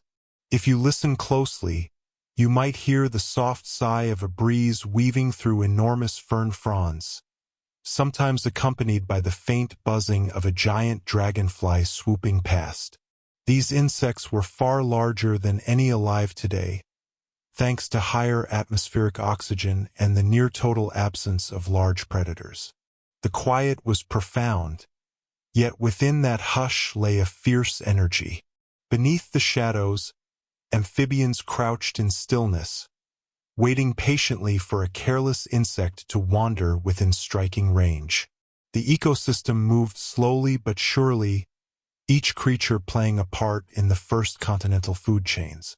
Herbivorous insects fed on plant leaves, Predatory arthropods and amphibians hunted these insects. Decomposers then broke down the remains, returning nutrients to the soil. This cycle was not loud or violent. It was like a muted lullaby, unhurried yet unwavering, nurturing every tender spark of life clinging to existence on dry land. In the marshes and bogs, life teemed even more richly. Here, amphibians hid in shallow, murky pools, poised to snap up any giant insects that dared approach for a drink. Dense vegetation grew along the water's edge, sheltering countless other small creatures, from fragile larvae to primitive crustaceans. These swampy wetlands were nature's great nurseries, protecting and fostering the incredible diversity of early continental life. Picture, if you will, a gloomy, prehistoric afternoon, with sunlight barely piercing a thin veil of mist and clouds, reflecting off still water like an ancient mirror. A primitive amphibian slowly emerged from the shallows, its wary eyes scanning the green, algae-coated branches dipping into the pond. It caught the faintest scent of an insect on the breeze, heard a rustle among the rotting leaf litter, and paused, gathering its strength before striking. Everything unfolded in hushed, deliberate movements, yet behind that stillness pulsed a fierce will to survive, the hidden breath of Earth awakening. These ancient ecosystems laid the first fragile foundations for the rich biodiversity we know today. As each organism learned to adapt, to endure, and to compete, it unwittingly created new opportunities for others to evolve in turn. Predators became more cunning, prey species honed their defenses, and even plants evolved strategies to protect themselves while still inviting partnerships with symbiotic creatures. It was like a vast, intricate chessboard, each slow, measured move capable of shifting the entire game of life. Beneath the primordial canopy, both life and landscape learned to find harmony. The arrival of layered plant communities, with roots digging deeply into the soil, helped stabilize the ground, retain precious water, and nurture vast populations of microbes within the dirt. These microbes played their own indispensable part, breaking down dead matter, enriching the soil with minerals, and allowing plants to flourish. It was a closed, self-sustaining system, calm yet resilient, a hidden engine driving forward the persistence of land-based life. If you let your thoughts soften and wander, you might almost hear the faint echoes of the past, the subtle heartbeat of a hidden amphibian, the delicate footfalls of an ancient giant insect crossing moist leaf litter, and the faint rustling of a cool breeze drifting through ferns taller than a human. No roaring beasts, no thunderous stampedes, only the sleepy, endless melody of evolution, pulsing gently and patiently, echoing across millions of years, sowing the seeds for a vibrant world to come. In these ancient marshes and forests, every living thing contributed to the quiet symphony of survival. Predator and prey, plant and insect, decomposer and scavenger. All were woven into a single interconnected network, and that network was not static. It flexed, bent, and adapted each time a species changed, creating fresh opportunities, new relationships, and occasional crises that spurred yet more innovation. The first continental ecosystems, then, were far from perfect, but they were marvelously robust. In their layered complexity lay the spark of every land-based habitat that would follow. With each plant that anchored itself to rock and clay, with each amphibian that dared to crawl a bit farther from water, the boundaries of possibility expanded, and the world inched closer to the lush, thriving planet we know today. Perhaps, if you rest your head and listen in the gentle dusk of your own imagination, you can still sense that primordial peace. The slow, patient conquest of the land, measured not in battles or blood, but in countless tiny triumphs, each adding up to a revolution of life. Like a lullaby whispered by the planet itself, those ancient ecosystems sang their hushed song through the roots and soils of time. A melody of perseverance, adaptation, and quiet wonder that, even now, still echoes in the deepest corners of our dreams. Part 10. Preparing to enter the Age of Dinosaurs. 1. The first reptiles. Close your eyes for a moment, and let the gentle whispers of time carry you hundreds of millions of years into the past, to a world where the land was still moist from the rain of amphibians, and life on solid ground remained young and fragile. In that setting, a new group of creatures was beginning to take center stage, the very first reptiles. Unlike amphibians, which still relied heavily on water to reproduce, reptiles carried within them an extraordinary evolutionary breakthrough: the amniotic egg. This egg, with its leathery or hard shell, could retain moisture and protect the embryo on land, freeing reptiles from their ancestral ties to water. This simple change opened a door no other vertebrate had passed through before, granting reptiles the power to colonize terrestrial landscapes fully. Picture a gloomy prehistoric morning, the earth still damp and glistening, as small, primitive reptiles slowly crawled across layers of rotting leaves in search of food. Their bodies were sturdier, their limbs stronger, their lungs fully developed, and their dry, scaly skin protected them against water loss. These seemingly simple traits were, in truth, formidable weapons, allowing them to rise above the challenges of a shifting, often harsh world. In the dense, ancient forests, reptiles quietly slipped between thick branches, hunting giant insects, raiding other creatures' eggs, and sometimes preying upon smaller amphibians. They moved with subtlety and precision, supported by a solid skeleton and a more sophisticated nervous system that allowed fine control of their bodies. They needed no hurry, for patience was the core of their survival. When evening fell, weak sunlight filtered through a thin veil of mist. A primitive reptile might lie motionless for hours to soak up its last warmth and conserve energy. Their basic but effective methods of regulating body temperature, combined with a calm, deliberate lifestyle, helped them endure a world in constant flux, shaped by climate shifts and geological tremors.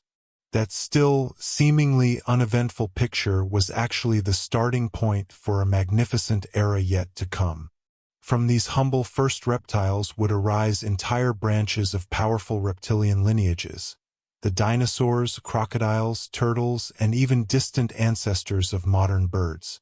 Each slow, cautious step of these early reptiles was like the first syllables in a grand epic that would one day resound through the Jurassic and Cretaceous ages, where reptiles would reign as the masters of the earth. Imagine, deep in the stillness of night, a primitive reptile carefully laying its eggs into a patch of soft earth along an ancient stream. It covered them gently with dead leaves, shielding them from both predators and the sun's drying heat. Within those tiny, unassuming eggs, life pulsed quietly, harboring the hidden power to transform the world. The first generations of reptiles faced countless dangers: extreme temperatures, earthquakes, volcanoes, droughts, and sudden floods. Yet their adaptable bodies and resilient reproductive strategies allowed them to persevere, to spread far across new lands, gradually pushing amphibians back toward wetter habitats and claiming the dry world as their own. In the dim shade of primeval forests, you might imagine the faint rustle of a reptile's scaly belly sliding over damp moss, the soft, steady rhythm of its breath, or its shimmering eyes catching the sunlight that filtered down between tree ferns. Nothing was rushed, nothing was loud, only a slow, steady melody of perseverance, a lullaby from Earth itself, offered to these patient pioneers. Thanks to their closed circulatory system and fully developed lungs, reptiles could travel far, hunt far, and retreat when danger or drought approached.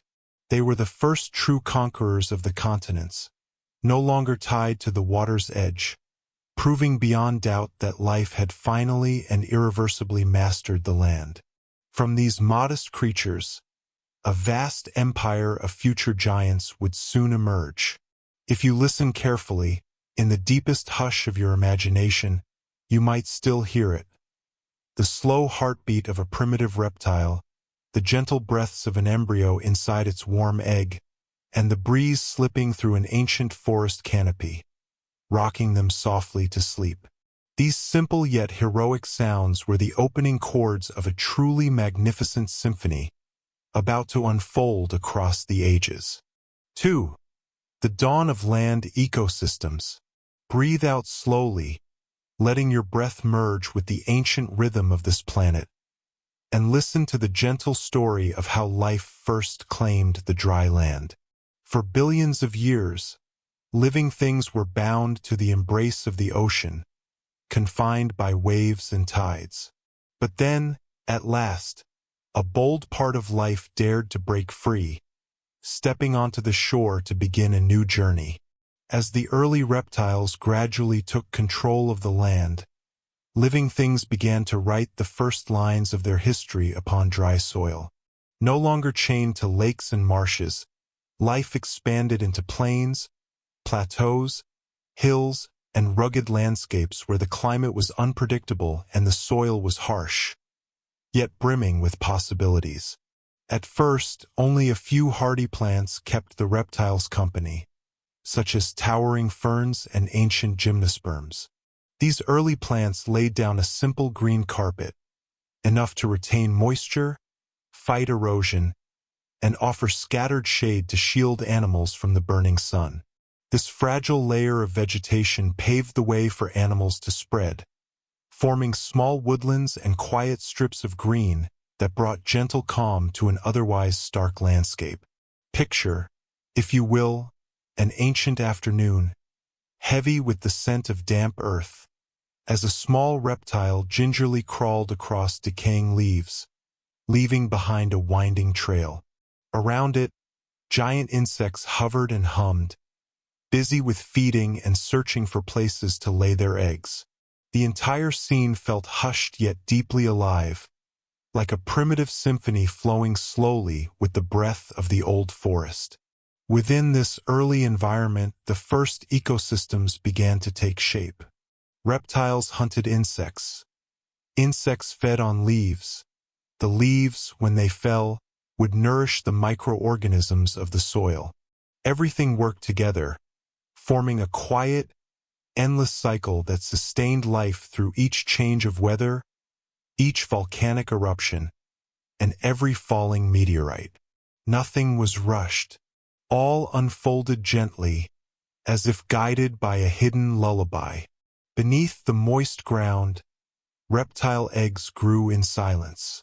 Within each, embryos took their first free breaths, no longer bound to ponds or marshes like their amphibian ancestors. And in this humble shift was a spark of wonder, the spark of conquering the land, of expanding life to horizons never seen before. Over millions of years, primitive forests grew thicker, layer upon layer of green that helped keep moisture in the soil, slowed erosion, and moderated the local climate. With these advantages, reptiles began to settle down, building more stable populations that no longer had to roam so far in search of food or water. The gentler, shaded edges of forests became their first true homesteads. The sunsets of that distant age were beautifully strange. In the thin evening mist, you might imagine the arching fronds of a fern sparkling with dewdrops, while a small reptile moved slowly toward an ancient stream to drink. It took a deep breath, drawing in the earthy fragrance of the forest, listening to the hum of insects, before calmly returning to its shelter. Everything was at peace, as if the earth itself was singing a soft lullaby to its brave pioneers. As continental ecosystems took shape, the plants themselves evolved in powerful ways, developing new kinds of leaves, stems, and reproductive strategies to cope with droughts or seasonal dryness. Some developed deep taproots to reach water far underground, while others grew thick, waxy leaves to conserve moisture. Thanks to these adaptations, the green mantle of Earth kept spreading, weaving a stronger, more varied tapestry of life. Beneath the surface, a world of microorganisms carried on its tireless work. They broke down dead leaves and fallen branches, turning them into rich, nourishing humus that fed plant roots and replenished the minerals of the entire ecosystem. This cycle repeated year after year, like the slow, steady rocking of a cradle, creating balance for the awakening land. If you close your eyes for a moment, you might even hear the heartbeat of the ancient forest, the faint rustle of leaves, the gentle steps of a small reptile exploring a new world. There were no roars, no storms, only a slow, peaceful rhythm of patience. The same rhythm that guided evolution through millions of years and still echoes softly inside our memories to this very day. 3. The ancient ecosystems. Let your breath drift slowly, like the faraway waves caressing the shores of a primeval world, and listen to this gentle story of an ancient ecosystem, where every small creature played an important, if quiet, role. When the first reptiles began to settle firmly on dry land, their surroundings grew steadily more complex and diverse. No longer just scattered forests or towering ferns alone, there soon emerged a mosaic of living things, from resilient plants to invertebrates, and countless microorganisms hidden beneath layers of decaying leaves. These ancient primeval forests served as cradles, nurturing all life on land. At the highest level stood giant ferns and primitive woody plants, their broad canopies providing shade, preserving moisture, and creating protective shelter. Beneath them thrived a lower layer of short vegetation, weeds, fungi, and massive insects creeping through the undergrowth. Every small niche held its own inhabitants, all woven together in a delicate, quiet web of symbiosis. In that thick, musty air, you could almost imagine enormous beetles slowly chewing on leaves, swarms of ancestral mosquitoes buzzing near a stream, and a tiny reptile lying perfectly still to conserve its precious energy. There was no noise, no frantic rush, only the gentle, rhythmic whispers of Mother Earth, echoing across millions of years. The division of roles within this ancient ecosystem soon became clearer. The plants provided oxygen, stabilized the soil, and supplied food. Insects carried out decomposition, returning nutrients to the ground. Meanwhile, reptiles, acting as middle-tier predators, helped control populations of smaller animals. Each part of this grand web contributed to balance, even if the pace was quiet and unhurried. Every afternoon, as the sun faded behind the massive fern fronds, the ground would settle into a humid, dusky calm. Reptiles would retreat into rock crevices, their eggs resting quietly under damp leaves, warmed by the slow breath of nightfall. From afar, a few ancient insects began their soft calls, announcing the arrival of evening and reminding all that the eternal cycle was about to begin once more. In such a primitive ecosystem, even the smallest event could trigger massive change. A drought, a flood, or a volcanic eruption might wipe out entire forests, collapsing the fragile network of interdependence. And yet, in a kind of quiet miracle, life always found a way to rebuild. Shoots would sprout through the ashes, reptiles would seek new shelter, and microorganisms would again decompose and nourish the soil, starting another quiet chapter of existence. If you listen carefully, in the cool breeze moving through an ancient forest, you might hear the gentle patter of leaves falling to the ground, the delicate scrabbling of insects beneath dry foliage, or the steady breathing of a reptile sleeping soundly. It all blended into a soft lullaby, rocking each creature with patience, teaching that persistence was the key to surviving a harsh and unpredictable world.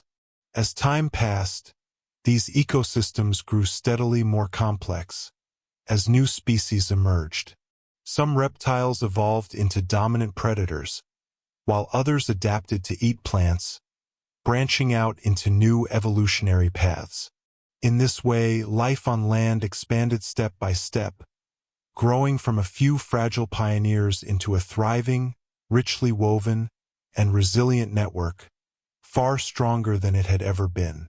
At the same time, the symbiotic relationships between plants, animals, and microorganisms became more refined.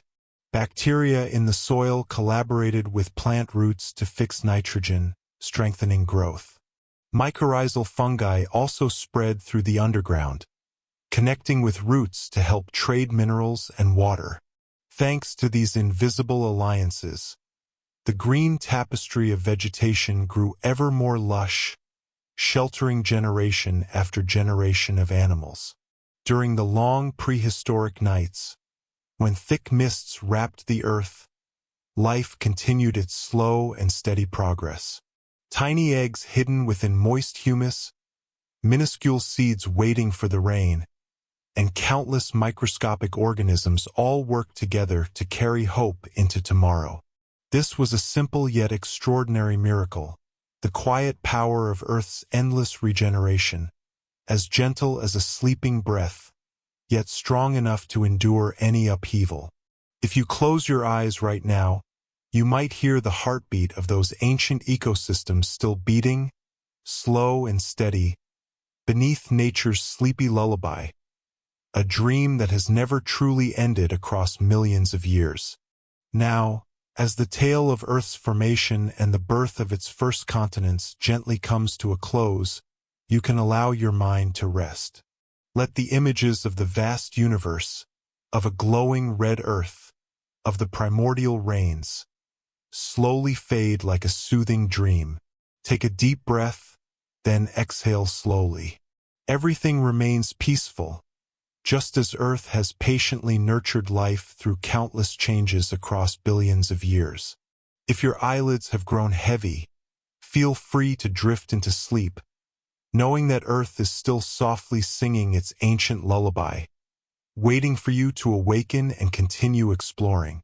In the next episode, we will step into a new chapter, the early Earth and its seas of fire, where molten iron, crashing meteorites, and blazing magma helped build the foundation of this planet. A fierce yet astonishing beginning. Sleep well, and see you again in your dreams, where ancient volcanoes still glow gently in the dark, carrying on the story of this magnificent planet we call home. Crescent Moon.